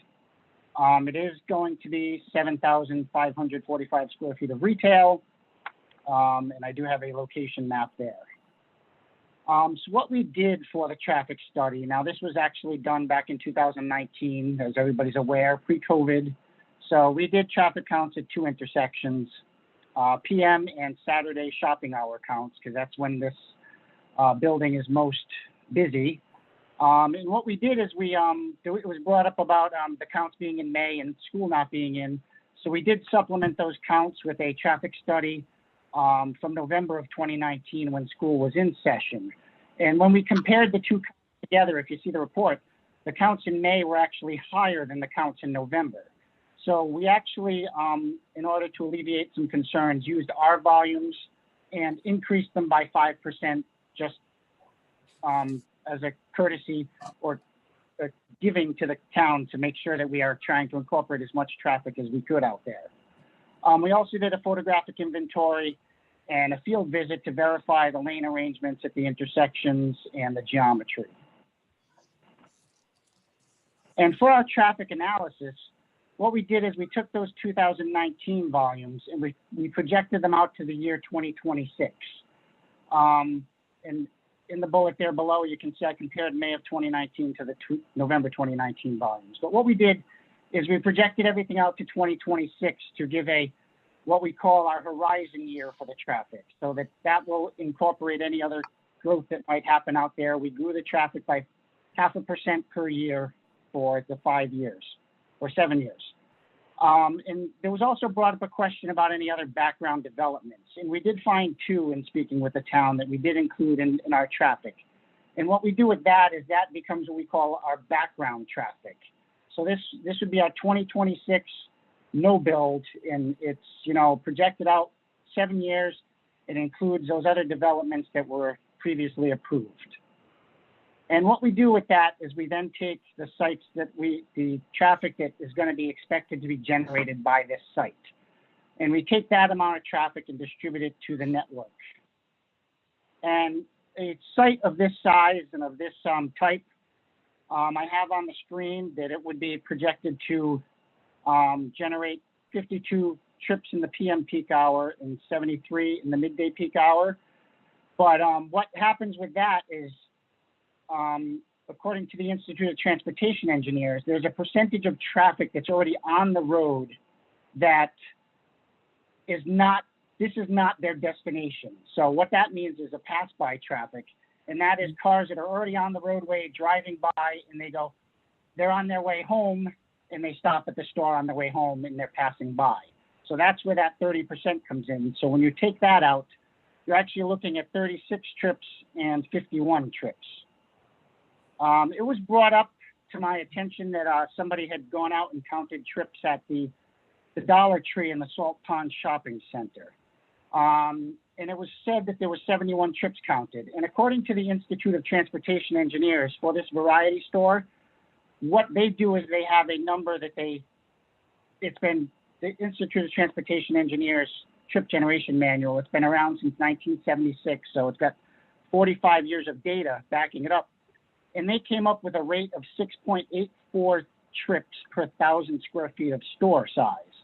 So what happens is if you look at that Dollar Tree, it's approximately 11,500 square feet. So if we use the IT trip numbers like we did for a site our size, IT anticipated 79 trips. So the trips actually counted out there were less than what IT would be expected to be at the site according to our numbers. What we do with all that data now is that we have a traffic program called Synchro, and it takes all the traffic information and it calculates what is called a delay, the seconds of delay at each intersection. And then it takes that number and it assigns a letter grade to it, A through F, just like you're in school, with A being the best, F being the worst, and D being generally acceptable to the public. And when we run the numbers in Synchro with the PM condition, you can see that the outer ring is the 2026 no build condition. The inner ring is the 2026 build condition. And you can see up at the intersection of Morris Head Road and Kingston Road, it's level of service B in both cases. The diagram on the right shows that the Curtis Corner Road intersection operates at a level of service C in the PM condition. And it will in the future, and well, within the no build and the build in the year 2026. And in our site driveway, you can see that it operates coming out of the driveway at a level of service C. The roadway in front of the driveway will still operate at a level of service A, but coming in and out is a C. And it's gray on the outside because it's not built in that other condition. And if you look at the Saturday midday condition, it's the same exact numbers. There's no change in level of service at the intersections between build and no build in the year 2026. In the report, there are numbers, and you can see that the intersection delay goes up by less than 1 second for each build condition.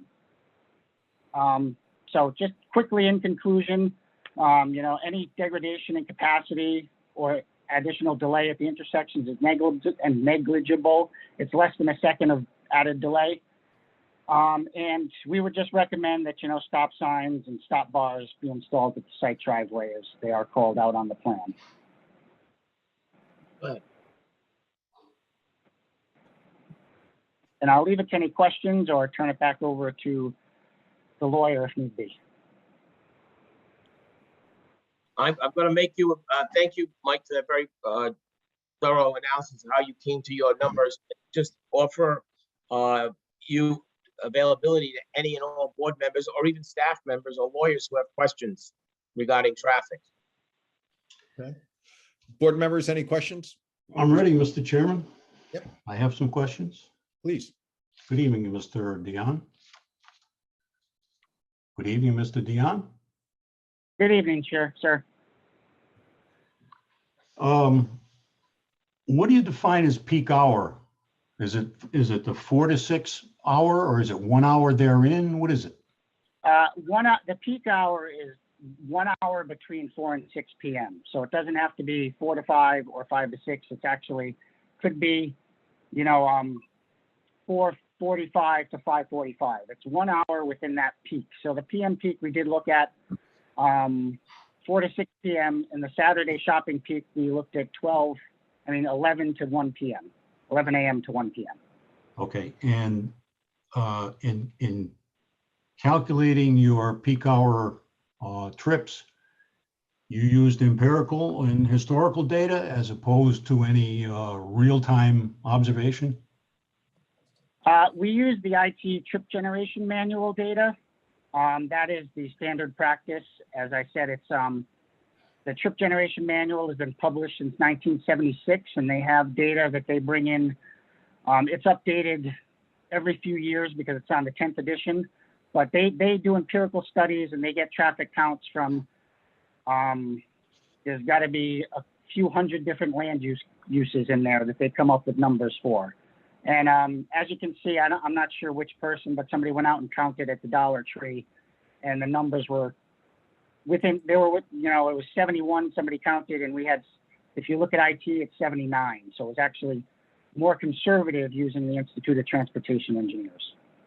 That would have been me. Did a good. Well, thank you for doing that. I was You're welcome. nervous looking through, so I appreciate it. Did you happen to do any observations at any Dollar Tree locations nearby? Any in-person observations? Not nearby this one, no, but we've done quite a few. So we have a lot of data from previous studies and previous ones that we have constructed. Okay. What percent would you say of your report is based on real-time observation versus empirical data? All of the traffic counts are real-time data. We did project them out, as I said, to the year 2026 to be conservative. So in real-time data, for traffic volumes projected at the sites, I would say that because we've done so many of these types of developments and the data that is backing up the Institute of Transportation Engineers, I would say that it's all done with real life data. Well, I guess what I'm asking is, did you or your firm do any real-time calculations at either Curtis Corner or 138 in Kingstown Road and the length of Kingstown Road between those two parameters? Did you do any real-time, you or anybody that compiled your report, do any real-time studies? Yes, we were out there. We went out there to, as I said, to field verify information. So we did see the operations at the traffic signals to make sure they operated like they do, as like the plans say from the Department of Transportation. So we have been out to the site and we did field verify information. Okay. Couple of observations I made, and I'll ask you to comment on them. One is at a Dollar General store in Wyoming, Rhode Island, on Route 138. Semi-rural, certainly the traffic level in that area would not exceed what we have, and I'll get to that, on Kingstown Road. In a 1 hour period on July 13th, not peak, 10:50 in the morning to 11:50, 20 vehicles entered, meaning 20 came in, 20 came out. Some were delivery vehicles. One was a large 18-wheeler, badged with Dollar General, left the premises and was forced to make a right turn into the what would have been the westbound lane. So there's been some representation that because of the changes in ingress and egress to the site that you're have under application, that 18-wheeler leaving the premises would not have any problem making a right-hand turn. One of the concerns was crossing into the northbound lane on 108. I observed personally that it's probably impossible based on the size of the vehicle that was servicing the location in Wyoming. Secondly, I went to the Clark Falls location, which you may be or may not be familiar with, in North Stonington, Connecticut. That's in a rural, limited area where pass-by traffic is doubtful. 1 hour, 12:10 to 110 off-peak, based on your peak hour calculations, 22 vehicles, including delivery vehicles, including customer vehicles, which adds up to 44 trips.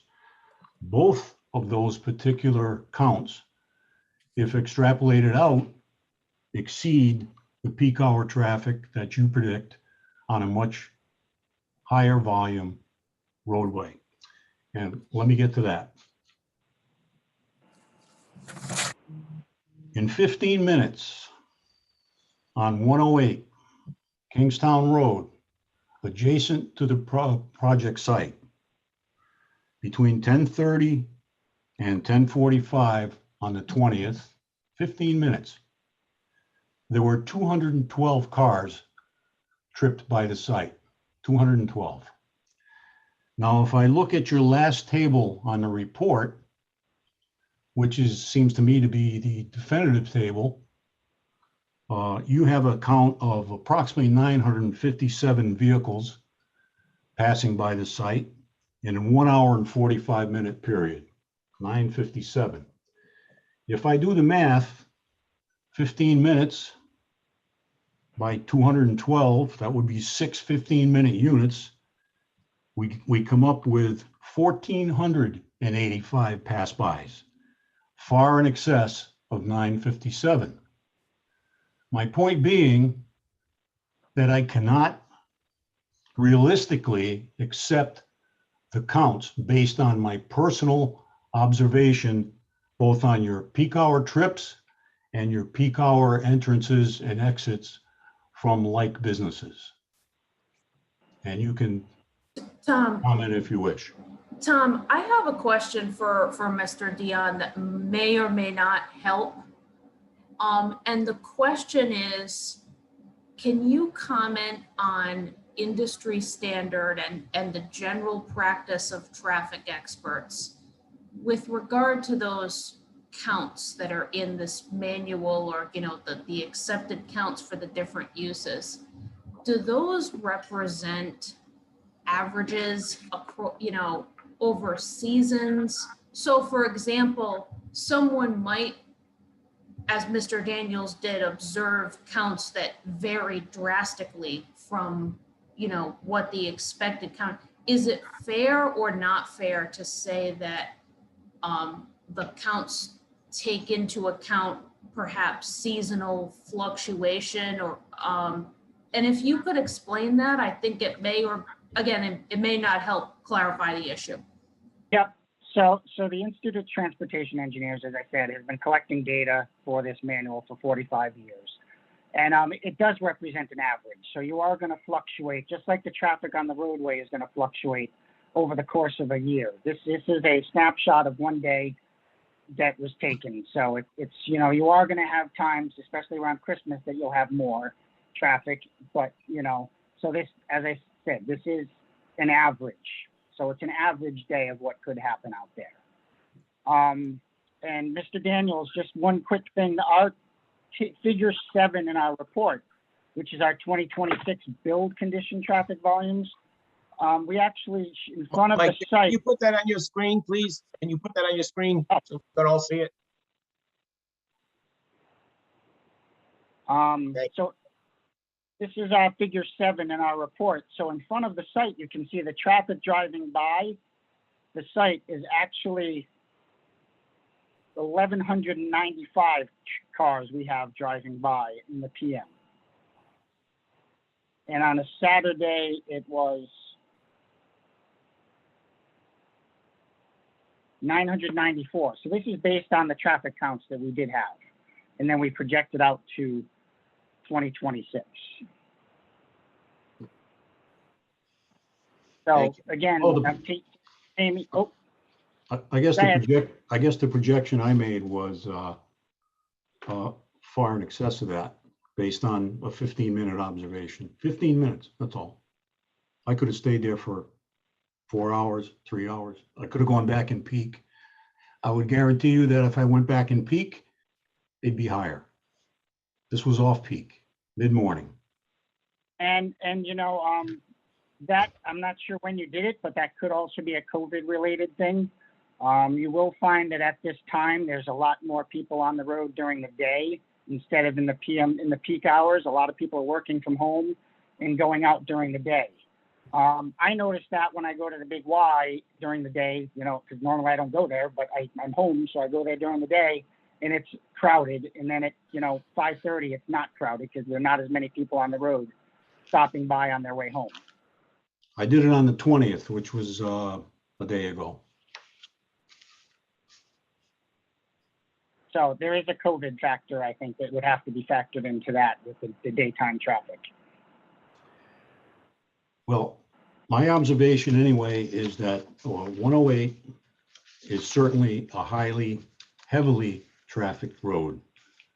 Without question, it's probably the second highest if we had to do a study in South Kingstown, leaving Route 1 out of the picture, is probably the second most heavily, maybe the first, maybe even greater than Old Tower Hill Road. It's possible. Very heavily trafficked by that side. Which would make it more desirable for somebody to have a business there, and you'd probably have more pass-by traffic than what ITE was suggesting with the 30%. So that would again be more traffic on the roadway that is stopping there on their way somewhere else. It's not their specific destination. So it's not somebody leaving their house, going to Dollar General, and then going home. You'd probably have even more people on the road that are, on their way home from work or on their way somewhere else and stopping at Dollar General and then continuing on their trip. Well, that was a tough conclusion to make when I looked at the Wyoming, because the traffic flow there is not even close. And when I looked at Clark's Falls, I mean, it's in the middle of nowhere. There's virtually limited pass-by traffic. If you're going to go there, you're going to go there. You're not driving down a road and you're suddenly, because it's so rural. And I understand that Dollar General's basic premise is rural and semi-rural.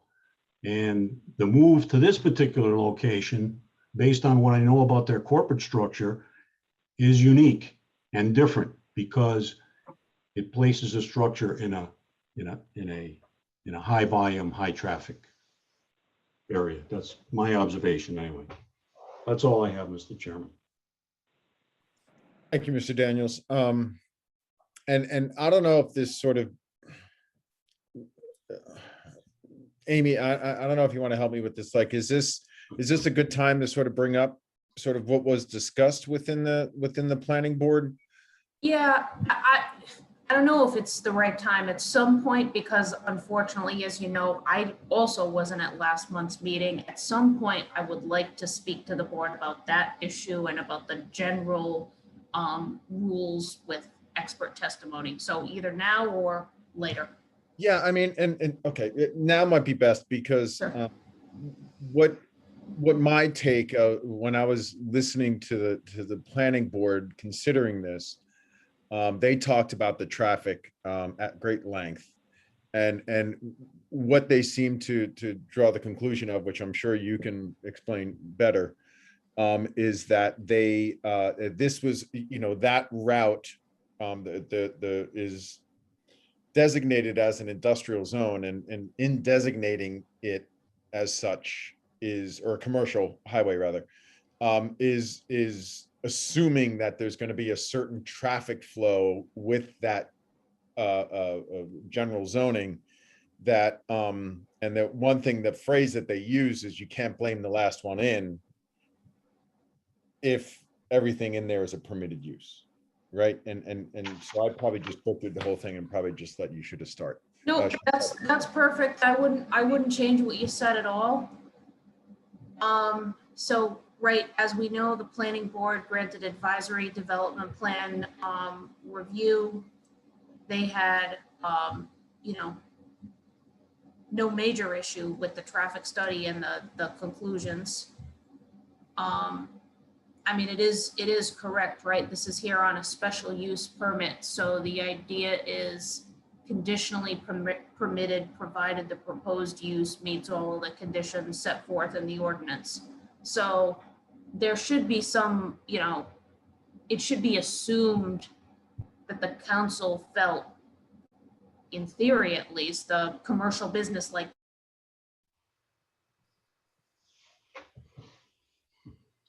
Lost her. this could look. And so what the applicant has produced is expert evidence to back that up.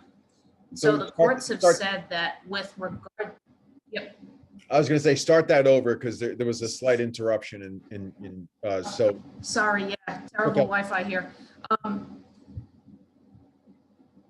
The applicant has produced the traffic study and the testimony of Mr. Dion as expert evidence to back up the conclusion that this use will have no adverse impact on traffic conditions in the area.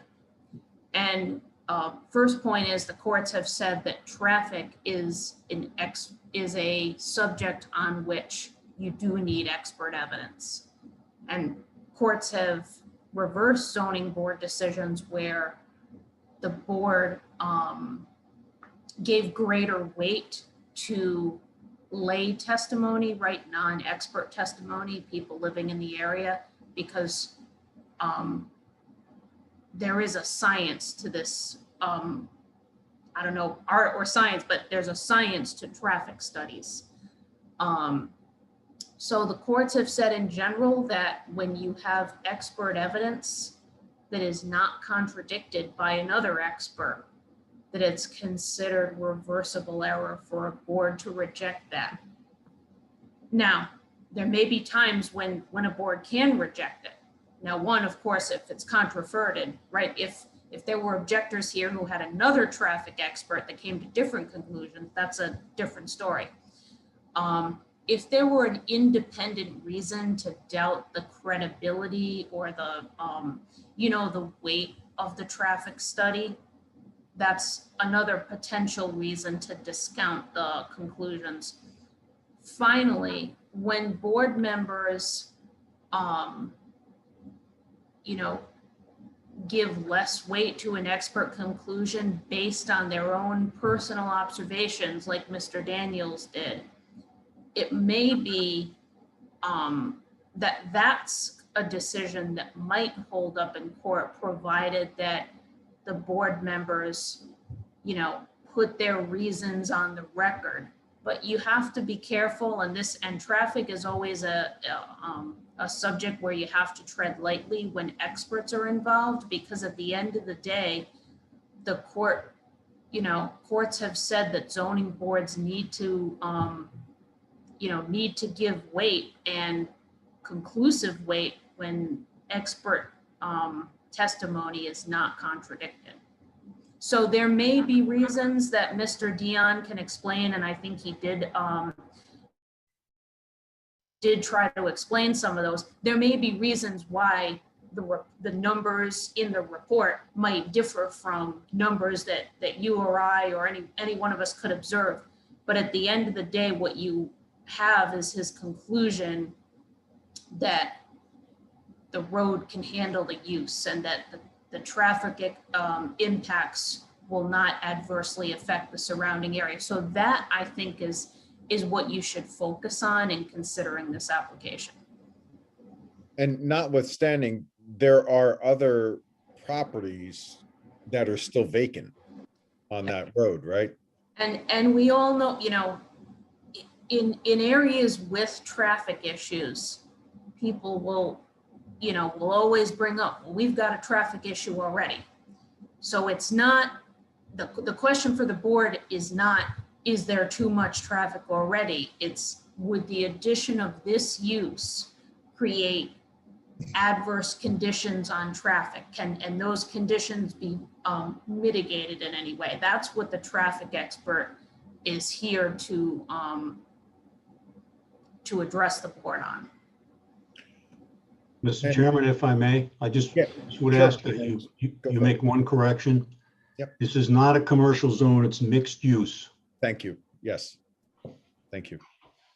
And I know that because when I was reading this summary from the planning board, It almost seemed as if they didn't even think of it at all, but I was surprised in how much time that they actually spent in it.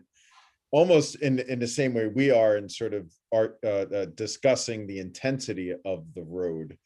But in the end, determining that the intensity of the road was a issue more towards the comprehensive plan and use of the area than it was on this particular property. Like it was less of the issue of this property. So that I wanted to make sure we kind of made that clear that the planning board had made that consideration. That's all. So, okay, so that being said, Mr. Sakarchi, do you have more that you wanted Mr. Dion to present, or is there any board members that No, want? I think he did a good job, and I have Mr. Burton here if there's any details or any other questions, but I think that was the issue that the board continued it from the last hearing was strictly about traffic. We're willing to talk about anything and everything else if you want to, but we've presented a full hearing last month and several before the planning board, but I don't want to preclude or say, we won't. If there's any questions, we have a complete record. I think the record's a good record. It is a permitted use subject to approval. We feel that we've met our burden, and we have presented expert testimony to address the concerns that we need to. Now, there may be some questions from the public, and we'll be happy to address those as well. But I think this application, the presentation is concluded in terms of that. Matt or Mike, is there anything else that, from an engineering traffic standpoint, that you gentlemen would like to add? Can everybody hear me? Yes, Matt. Just for the record, Mr. Chairman, Matthew Bruton, B-R-U-T-O-N. I'm an engineer from BL Companies. Just one of the items that your vice chairman brought up. We did provide a truck turning plan within the set to prove that the WB67, which is a large 18-wheeler delivery truck, can enter and exit from the site without crossing over the center line of the road. If you remember previously, one of the reasons for denial during the original application was we did not have that. We were admittedly crossing over the center line of the road, and that is why the applicant went and purchased additional property to be able to accommodate a truck turn. So that is part of the record. Just wanted to point that out. I'm happy to share the plan if you guys want to see it again, but just wanted to make that point. Thank you, Matt. Okay. Board members, any other questions for Mr. Dion or Mr. Bruton now that he has spoken up? I have a question, Mr. Chairman. Yes, Mr. Charkwood. Mr. Dion, you said you used the 10th edition of the IT traffic data. That is correct. And so my understanding is that was released in 2017. So when you look at the projections on the increase of volume growth, do you have to go back to 2017 to be able to start the calculations from there? Or is that supposed to be a reflection of current traffic rates in terms of the data? No, the IT gives the average rate, so that's what we used. And that is the average rate until they come up with the 11th edition, which is when they'll adjust everything in there. So that is actually due out next year, I believe. So as I said, they're continually updating the manual and updating the data they have and updating their numbers. So the 10th edition is the latest edition. Okay, so when analyzing traffic data for, say starting in 2019, but you're using data from 2017, wouldn't you have to factor in an overall, I guess you projected a rate of 0.5% per year. So wouldn't you have to start by increasing the values by 1.5%? No, the volumes that on the roadway itself, we increased by the 0.5% per year to get from our 2019 volume to our 2026. The trips generated by a site doesn't change based on the site. It's based on the square footage of the site. So that doesn't increase here. I understand that piece, but the overall traffic volume numbers that you're starting with to get a 2019 number. It's really a 2017 number that doesn't factor in an annual increase. No, we did traffic counts in 2019. So we actually had a counting company go out and physically do traffic counts at the intersections and in front of the site to try and get pedestrians out there to see if we should recommend sidewalks. And so the counts were done in 2019 and we projected them to, the last study was 2020, but so this time we projected them out at 0.5% per year to 2026. So that is correct. We do start with the year of the count and then project them out on a year-by-year basis. So let me see if I can help you with this. I am by no means a traffic engineer, but they use a industry standard, and which is the book with the most available data, and that's the 11th edition of the manual, the traffic manual that Mike talked about. And then they actually go out and do physical counts for the area to adjust it, and they adjust it based on a formula, and that's how they get the level of service. So it's not just going to look at a book and square footage. There is a site-specific part of that formula that comes to their conclusions. Is that a fair statement, Michael? Not exactly. So the book itself is based on data that, as I said, it's from 1976. So they're continually updating it. And that data is from 2017 is the latest data that they would have collected and adjusted and done all their, I'm not a mathematician. So they have mathematicians that do all the work to come up with those averages and those numbers that we use to generate the traffic for the site. So that definitely comes from that manual. And when the 11th edition comes out, if they adjust that number by new data, because they're continually asking traffic engineers to supply data from sites, and we give it to them, and they adjust it, as I said, whenever they come out with a new manual. So that number may change, it may not change when they do come out with a new edition. Okay, I guess what I'm trying to understand is how does the November underlying data that was used in November compare to the data that was used in the original traffic study? Because as compared to that was done in 19.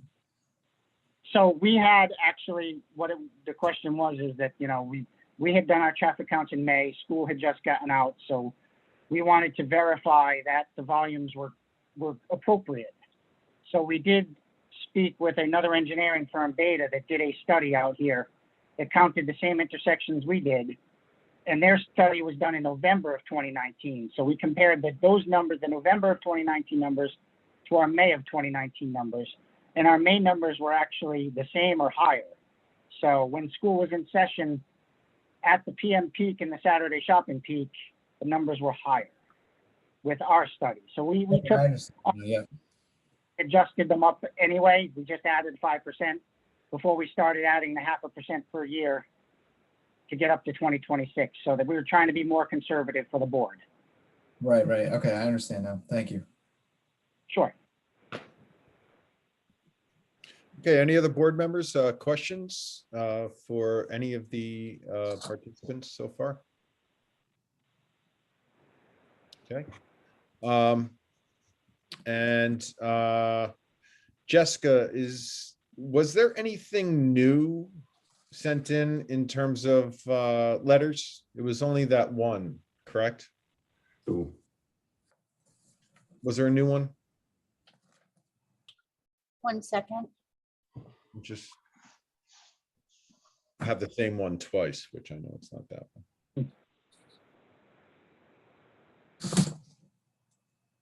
one.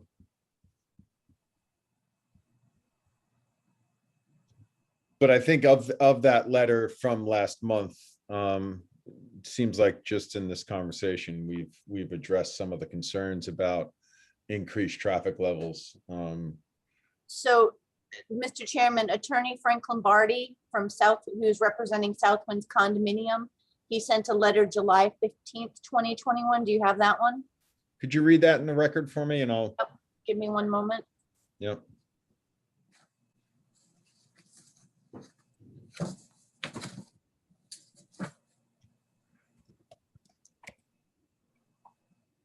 Okay, received July 15th, 2021, to the chairman, Robert Cagnetta. regarding the petition of Garrett Homes LLC for a special use permit on Kingston Road. Dear Mr. Cagnetta, this office is general counsel to the South Winds Condominium Association, which is located on South Winds Drive in South Kingstown, diagonally across the land upon which your applicant, Garrett Homes LLC, is proposing to build a Dollar General store. Our clients vehemently object to the proposal for the following reasons. Safety. The South Winds condominium is a 55-plus community comprised of 63 units made up of mostly elderly persons, all of whom are concerned about their safety and that of its surrounding neighbors and neighborhoods. As you know, Route 108 Kingstown Road is very heavily traveled, especially when URI is in session, and the unit owners, whether in a vehicle or on foot, currently have a hard time crossing Kingstown Road due to heavy traffic conditions. They have requested a crosswalk on Route 108 at or near the condominium's project entrance, but have been denied, and with 150 new apartments being constructed 0.5 miles north of the project, together with the new homes being built 0.25 miles south, traffic and safety matters will only get worse. There are emergency vehicles traveling on Kingston Road at all times of the day and night for a variety of reasons. Given the age of our client's community and the frequency of needed emergency care, we are concerned that increased density and traffic congestion will hamper the ability of emergency vehicles to enter and exit the property. Given the narrow width of Kingston Road, not to mention the latest trend of motorists totally ignoring the rules of the road, viz. Pulling over for emergency vehicles, our client's overall increased rescue time will be lengthened, and the ensuing delay may perhaps be lethal in some cases. Regarding traffic on Route 108 Kingston Road specifically, there was a traffic study done in May of 2019 regarding the effect of a Dollar General store and its impact on traffic. It was concluded that any increase of traffic would only slightly impact the flow because of the dollar store. The study was done after URI ended classes that year, which was April 30th, 2019, and prior to the start of tourist season, making the study's validity and accuracy questionable. Additionally, the applicants themselves indicated that 30% of traffic on this road would stop at Dollar General. So would not the logical conclusion be that traffic in and around the approach and exit of the condominium increase? Dollar General, in the applicant's own words, is an upscale convenience store. Currently, there are already 2 convenience stores in the 1.25 mile stretch between 138/108 Kingston Road and the 108 and Curtis Corner Road. Does the town really need a third? And with that, there will inevitably be an increase in 18-wheel tractor trailers using Route 108, a road already heavily traveled and in need of repair. Additionally, there are like stores and vacant buildings in and around Wakefield and Narragansett, which we submit could easily accommodate another Dollar General store. Lastly, our clients are concerned about the impact this retail store will have on its property values. With the foregoing in mind, our clients object to this application and would appreciate your placing this letter on record. Respectfully, Frank A. Lombardi. Okay. I'd like to address that if you, just a couple of those points. Yeah, I think definitely. And I think feel free to discount any of them as well. It's not necessarily a discount. It's just, I want to put it really more in perspective. And I know Frank and I tried to reach out to him and I was not able to, so I don't want to misrepresent anything. So I don't know if he's here, and he can certainly speak for himself, but he's a very competent and bright attorney. I'm sure he gets paid a nice fee from the condominium, as he should. And the condominium pays him as they should. But they were free. This is not a new application or something that just came there. They were free to retain their own traffic engineers and do their own study. They were free to retain their own real estate expert if they thought there would be a diminution of value. And they, to the best of my knowledge, they did, and they haven't. And if they were really concerned, they should have done that. I did a little bit of research that they have requested, I believe, from the Department of Transportation several times for a light to be installed there. They did a study a couple of years back. It was not warranted. And they seem to want a crosswalk. I talked to my client earlier today, and I said to him, Gary, it's Matt's dad, I said, it'd be a nice gesture as a condition of approval that we do a crosswalk for this condominium development because it's 55 and older, and we pay for it. And Gary agreed to do that, just as a good show of good faith, even though they're opposing us tonight. We don't mind doing that if that's a condition that the board wanted to impose. And the point I want to make is if they were serious about it, they should have done their own studies, their own engineers, their own experts. And just as Amy said, it's ultimately, their opinions that they're not experts. They're not licensed professional real estate people, at least they don't purport to be. And if they really felt strong, they should be here and they should voice their concerns and they should do the studies. And the fact that they're not, and they just sent this letter in, I just want to point out that the board should put the appropriate weight on that or lack thereof, and I leave it to the board's discretion. Thank you. And I think we did. I think in the presentation that Mike did in the questions, and quite frankly, though I know Mr. Daniels is not a traffic expert, but he did some very detailed work. And I think we've addressed those concerns in the debate that we've had over the last 45 minutes to an hour. Yeah, and I guess for me, I guess I'm only having a little bit of some thoughts as to the existing conditions on the road aren't becoming worse necessarily because of the permitted use that's being requested.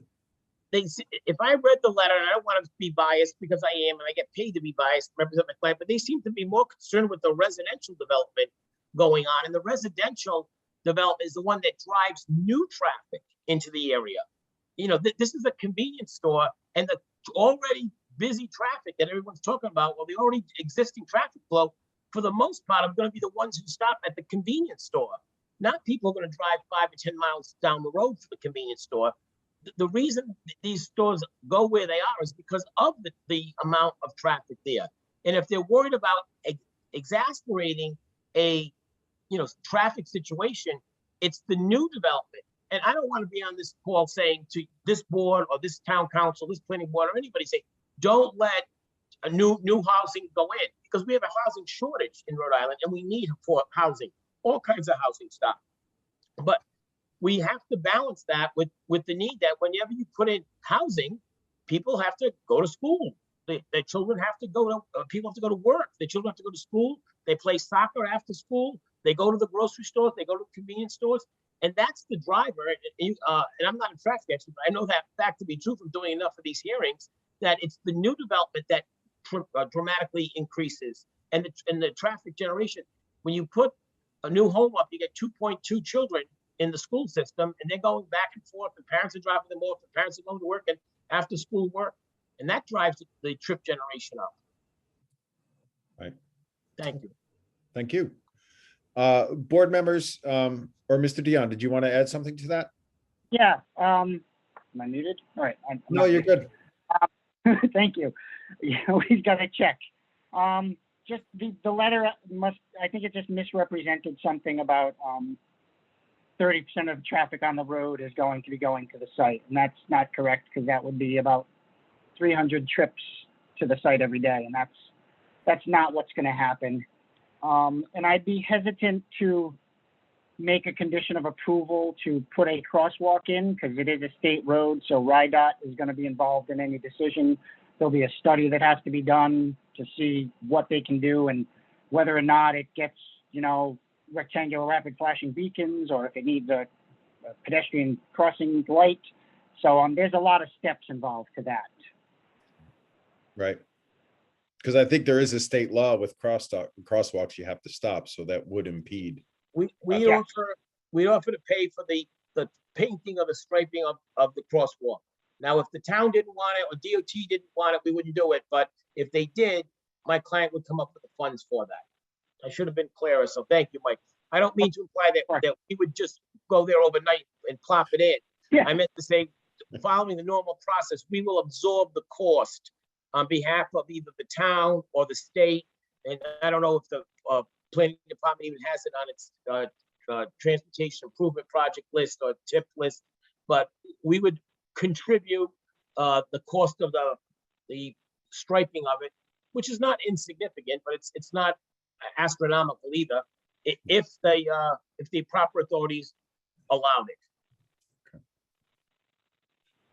Okay, great. Thank you. Board members, any other questions relative to either this letter or for any of the two witnesses or the attorney? Mr. Chairman, I just want to be sure there is a second letter. I don't know if it was read into the record at the first hearing. I don't think it was at the second hearing. Bonnie Baranowski, letter dated July 1, 2021. Let's see.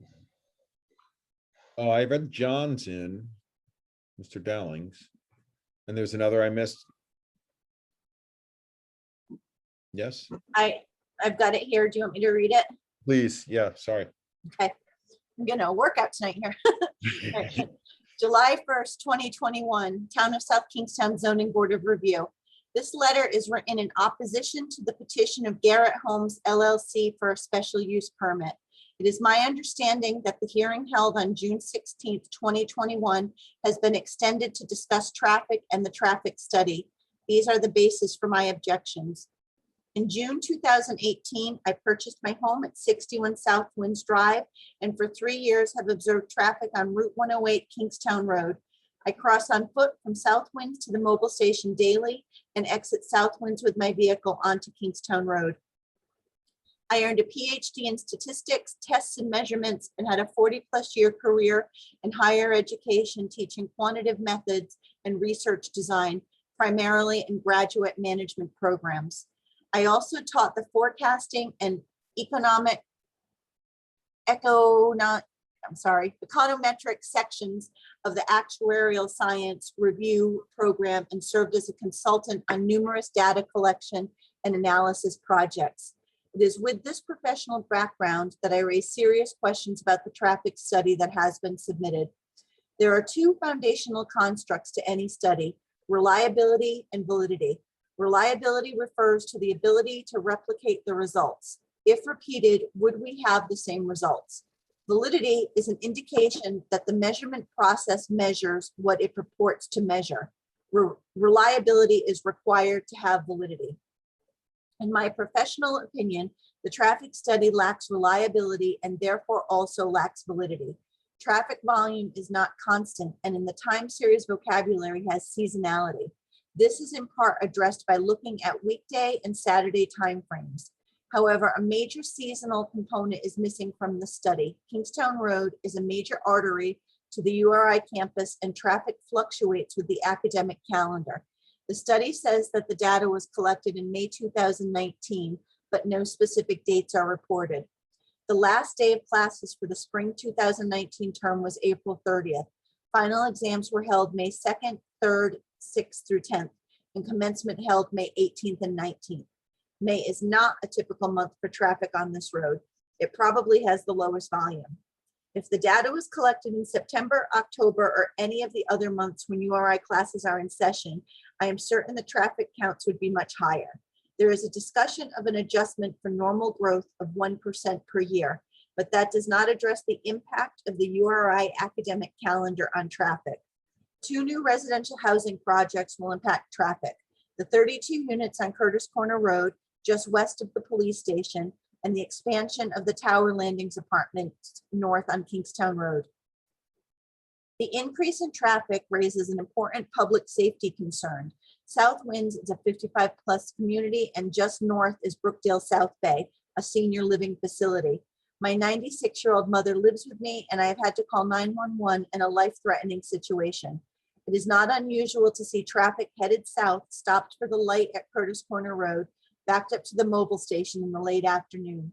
If we now have to add vehicles heading north attempting a left-hand turn in this area, or a delivery truck blocking the road, we are potentially losing critical life-saving minutes to assist many senior residents of South Kingstown.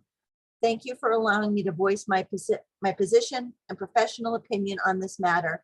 Sincerely, B. Bonnie Baranowski, PhD. And I would like to note that I do see a Bonnie in attendance. I just don't know if it's the same one.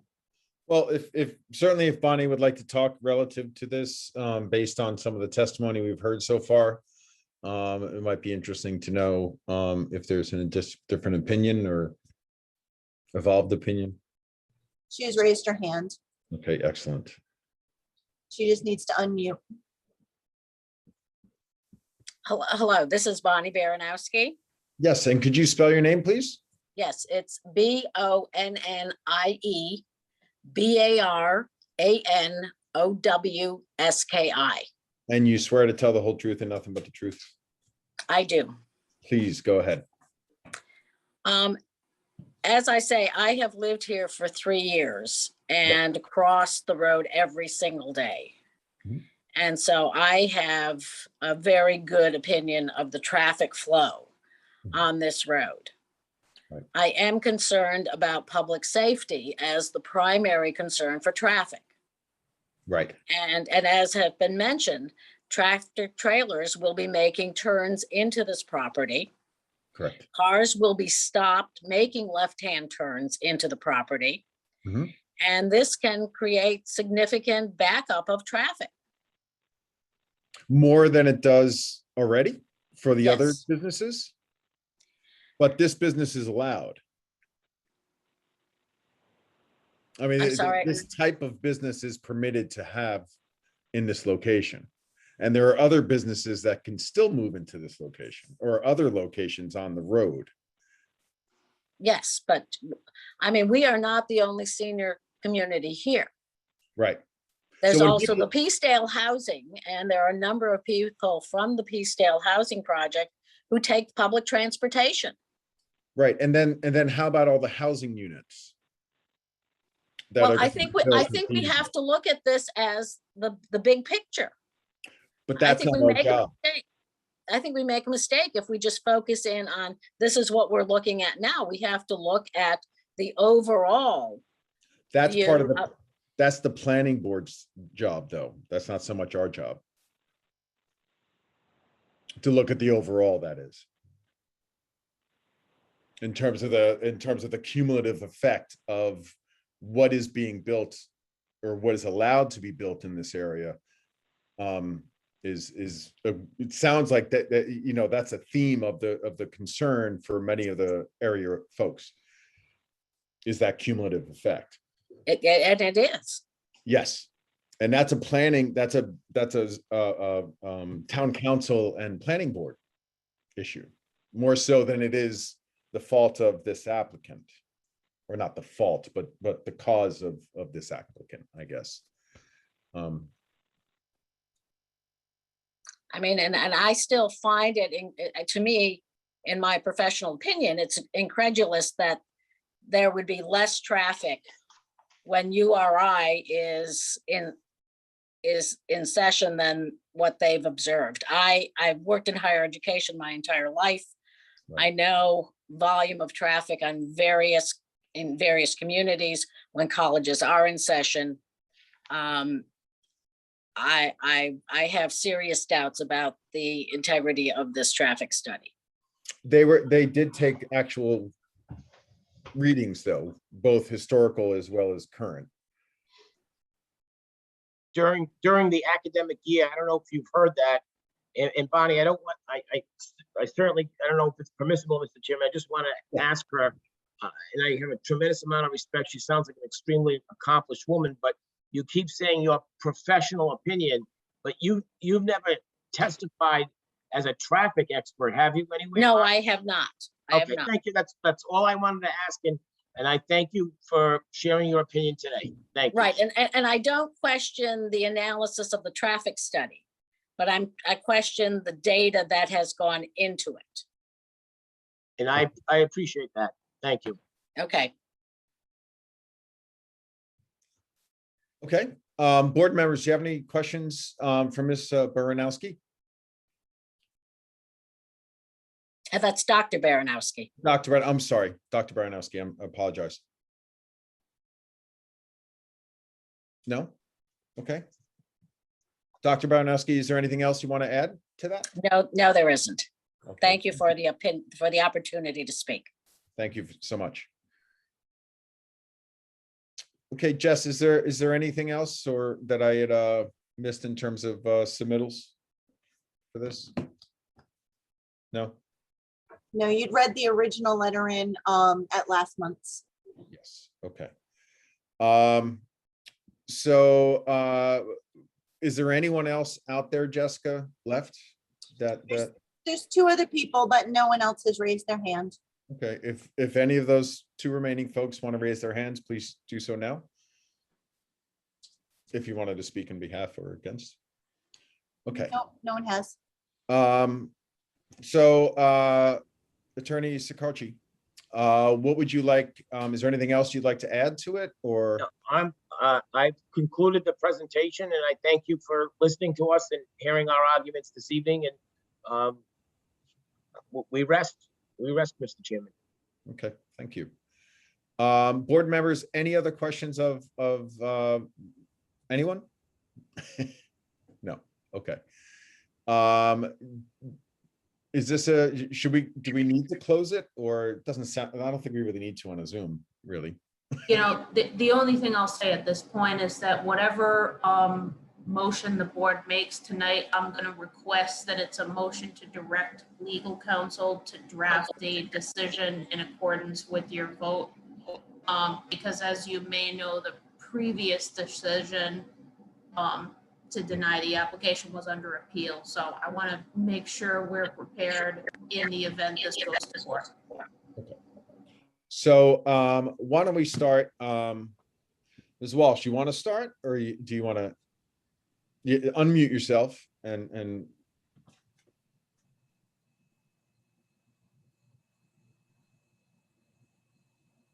Why? oh, there you I are. don't necessarily want to start, but I do want to say, unfortunately, Dr. Baranowski, I think everyone who lives around here knows how bad the traffic is already. But I also think Attorney Goins and our chairman have made a very valid point, and you can't pin it on one organization because that land's going to be used somehow. And, you know, this is one option that's made a petition and come back and made another application and has redone a traffic study with, presuming, a known expert. And one suggestion I was going to make to, now me with the names, Attorney Shirkowski, Call me is Joe. you may want to provide Amy. You can call me Call Joe. me Joe. Okay, Joe. I would have Mr. Dion's resume CV, I assume it's a CV, provided to Attorney Goins so that she can include it as, you know, evidence of his expertise Sure. or his experience. Thank you. Mr. Dion, you And it may are, already be. I don't know, was it in as part of your report? Did you include it in part of your traffic report? It was not, but we can provide one. I am a registered professional engineer in Rhode Island. I'm a registered professional traffic operations engineer, and I've been doing this for 22 years and have probably done 1,000 traffic impact studies. So Yeah, I didn't see it in your report, and that's why I wanted to ask that it yep, and we can come into definitely one of supply. our hands. Well, I just want to make clear the Thank record is the record. This is Amy. I want to make clear the record at this point is what the board has. So anything provided to the board after it makes its decision isn't considered part of the record. But I think what we just heard is now on the record. And if anyone wants to question him further about his education and training, now I think is the time. His background. I was a URI student too, so I did travel those roads. I don't know if that helped. Not like, did you go to the football games along those I roads? never football game. I bet it was a lot less. Okay, well, thank you. Thank you very much. You are Okay. welcome. Mr. Rosen, how you feeling? about I have to go along with the planning board on this one. I did visit the Wyoming site, the Dollar General. When I was there, there was hardly anybody in the parking lot but me. There is a lot of traffic there. I-95 runs by very close, and they come off of there. And there's a Stop and Shop down the way, and et cetera. So I considered it somewhat close to what this Dollar General is going to be. As to the Dollar Tree down in Narragansett, that's a very different store. It's going to have a different clientele. The clientele associated with this Dollar Tree, this Dollar General, I assume is going to be different because it's an upscale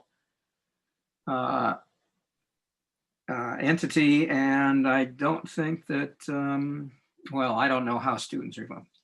As to URI itself and the traffic that comes down there and the traffic studies, one was done in May and one was done in November. The one in May seems more valid to me because yeah, it's true that URI was out, finals was out, but graduation weekend is one of the busiest weekends of the year for URI.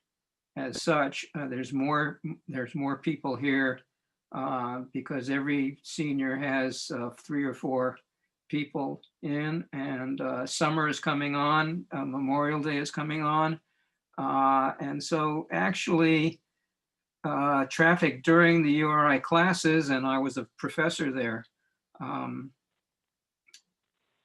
is not going to be representative of what's going to happen in the summer. And actually during the summer, I would expect, and May in particular, I would expect the traffic to be even higher. Whether this store is actually going to contribute traffic to that route is obviously associated with the traffic report that's here. And I don't see it contributing a great deal. Lawyer Shikarsky has made a good point that new housing and new apartments is going to certainly contribute a lot more than is there presently. There is a big apartment complex which we approved approximately a year ago, going up in the old Iggy's area. And the village at Curtis Corner, right around the corner, is going to contribute even more traffic to that area. And that has been approved and is ongoing right at the moment. I don't necessarily like the village at Curtis Corner taking down all the trees that they took down, but that's another point of contention. So I would be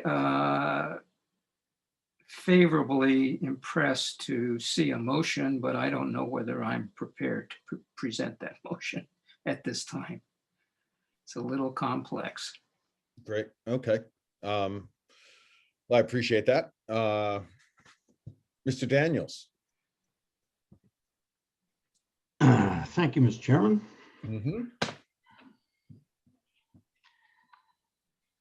I'm hard pressed to find any new evidence, new testimony beyond what we heard 2 years ago when we denied this application.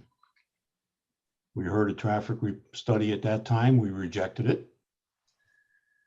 The applicant came back because they made what they considered significant changes, and I agree. They made changes to the internal area of the property under question.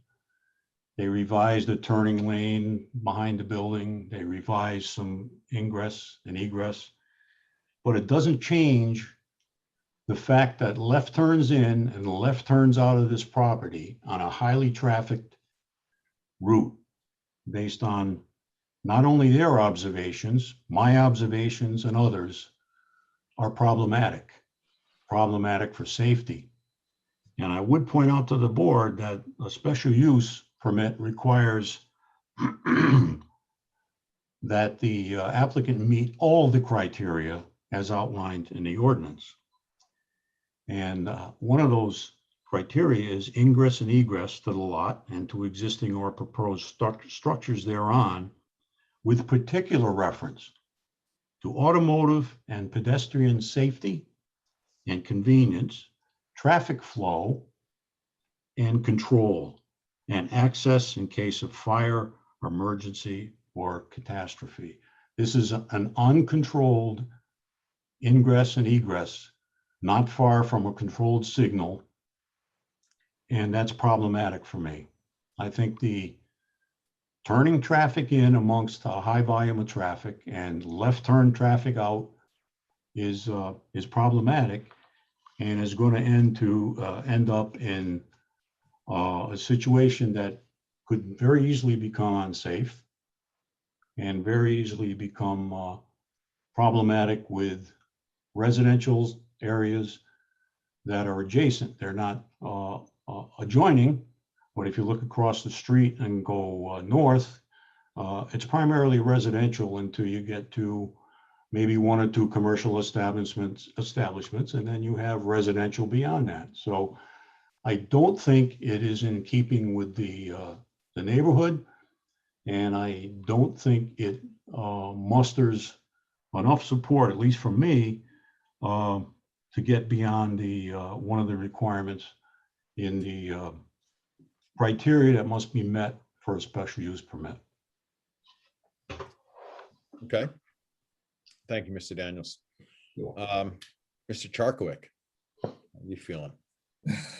I mean, I appreciate all the work that the applicants put into this.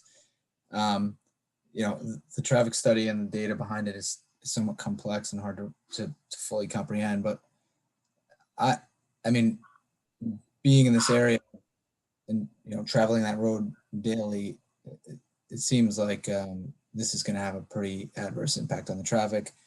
I mean, as it is, I'm noticing increased pedestrian traffic in the area, and, you know, increasing car traffic on top of it. Yeah, I just don't see how this is consistent with the comprehensive plan in terms of, you know, avoiding, you know, commercial development patterns like, you know, suburban type shopping centers and stuff like that. But primarily it's the traffic impacts that this has, and I think it's a real safety issue. Okay. Well, I certainly understand what everyone's saying. I certainly understand the letters that were sent in. Living here for close to 30 years, I've certainly seen the roads become busier. And while I also have concerns about the intensity of the road itself, I guess, you know, it's sort of a broader issue that the dam's already broken, and there's already a lot of volume on the road, and there's only going to be more. But unfortunately, I think that this is a use that is outlined in the comprehensive plan. And honestly, out of all the things that could be put in, I guess I'm not feeling that this is the most intense that could be put in. In fact, I would think that something like this is probably more casual rather than spikes. If it were, let's say, a coffee place or something that, you know, like a Dunkin' Donuts, which can be a disaster for any 2-lane road. So you know, it's you know, while I might want to pick what goes where, I just don't, you know, I feel like that they, you know, especially since the first submission that they had made, the last submission last year or the year before, there's significant changes in our concerns where large trucks, 18-wheelers, can now turn around on their property. And the egress out, I believe, got a little bit wider. You know, I think left turns out of any one of those spots is going to stink. And there are tractor trailers for the gas station, for John Deere, for any number of those you know, businesses on that road.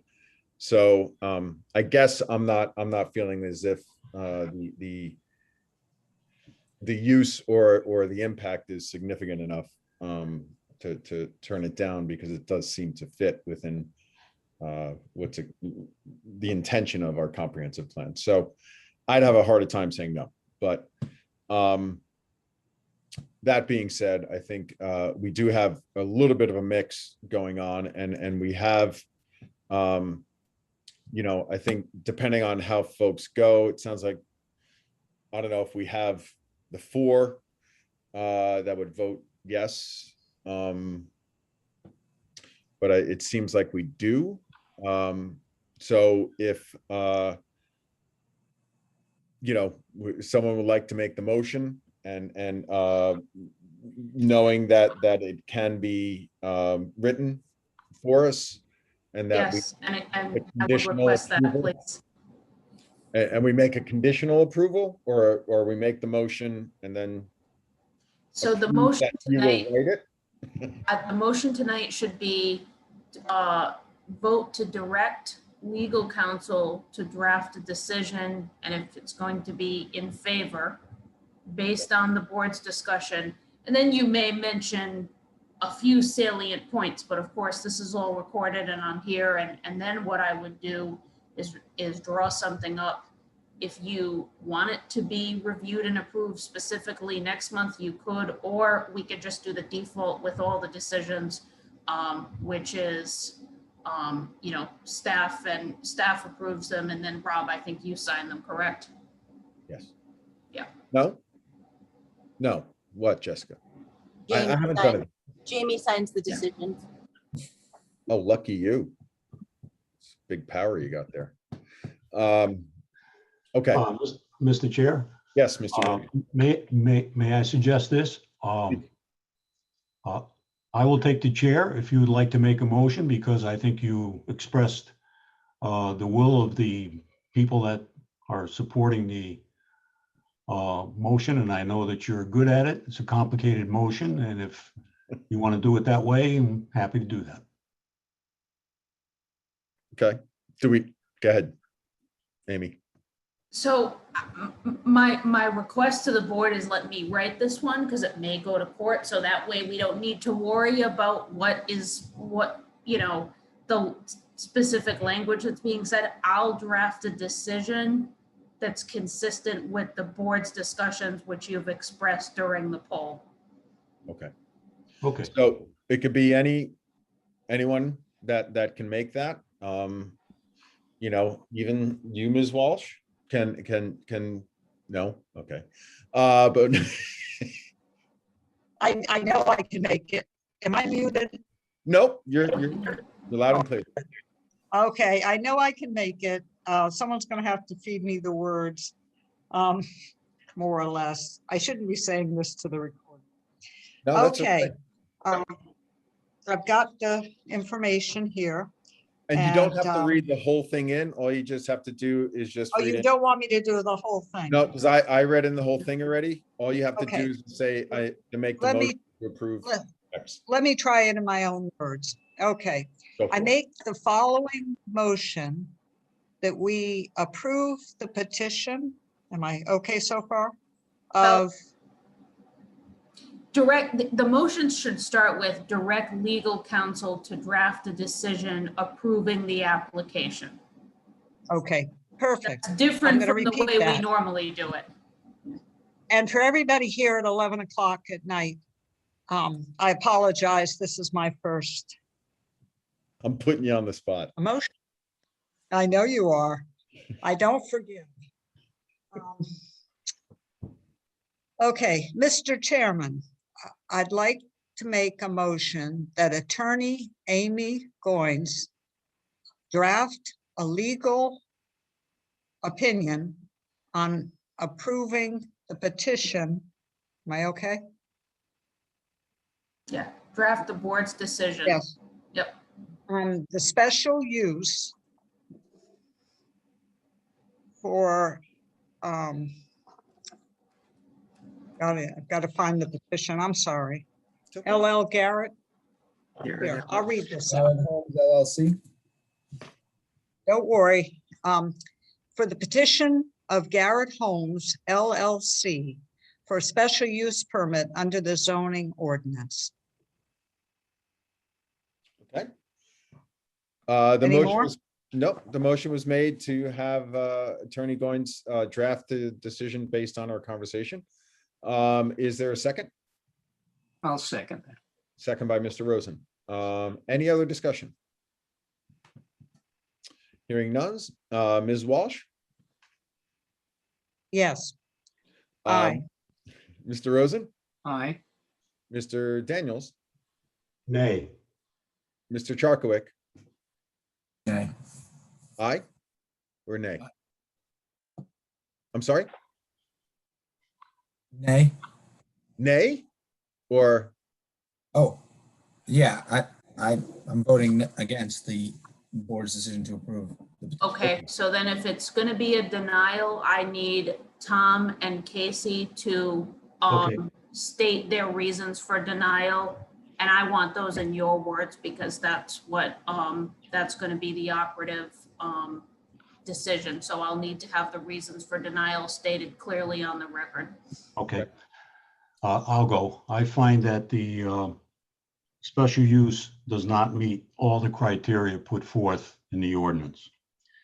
Specifically, it does not meet the ingress and egress to the lot and to existing or proposed structures thereon, with particular reference to automotive and pedestrian safety. I find that safety is compromised and convenience is compromised, and traffic flow, in particular with entrance and exits, making left turns, compromises the heavy traffic flow on Kingstown Road. This is not unlike the decision that was previously crafted and is under appeal. I find no additional evidence that's been presented in 2 hearings other than changes to the internal lot structure that have affected or impacted anything with regard to ingress, egress, and traffic flow. The same study is under consideration here that was under consideration before. I find, based on some personal observations, that some of the numbers in the expert's report can be debated based on having visited similar locations and done traffic counts adjacent to this particular location. I also find that it is not within the comprehensive community plan because it is not necessarily compatible with surrounding areas. There's a 63 unit senior community directly across the street. There is an elderly housing right around the corner. There is, with the exception of 1 or 2 small retail businesses, there is a large apartment complex to the north that is residential. This is a mixed use and not a commercial zone.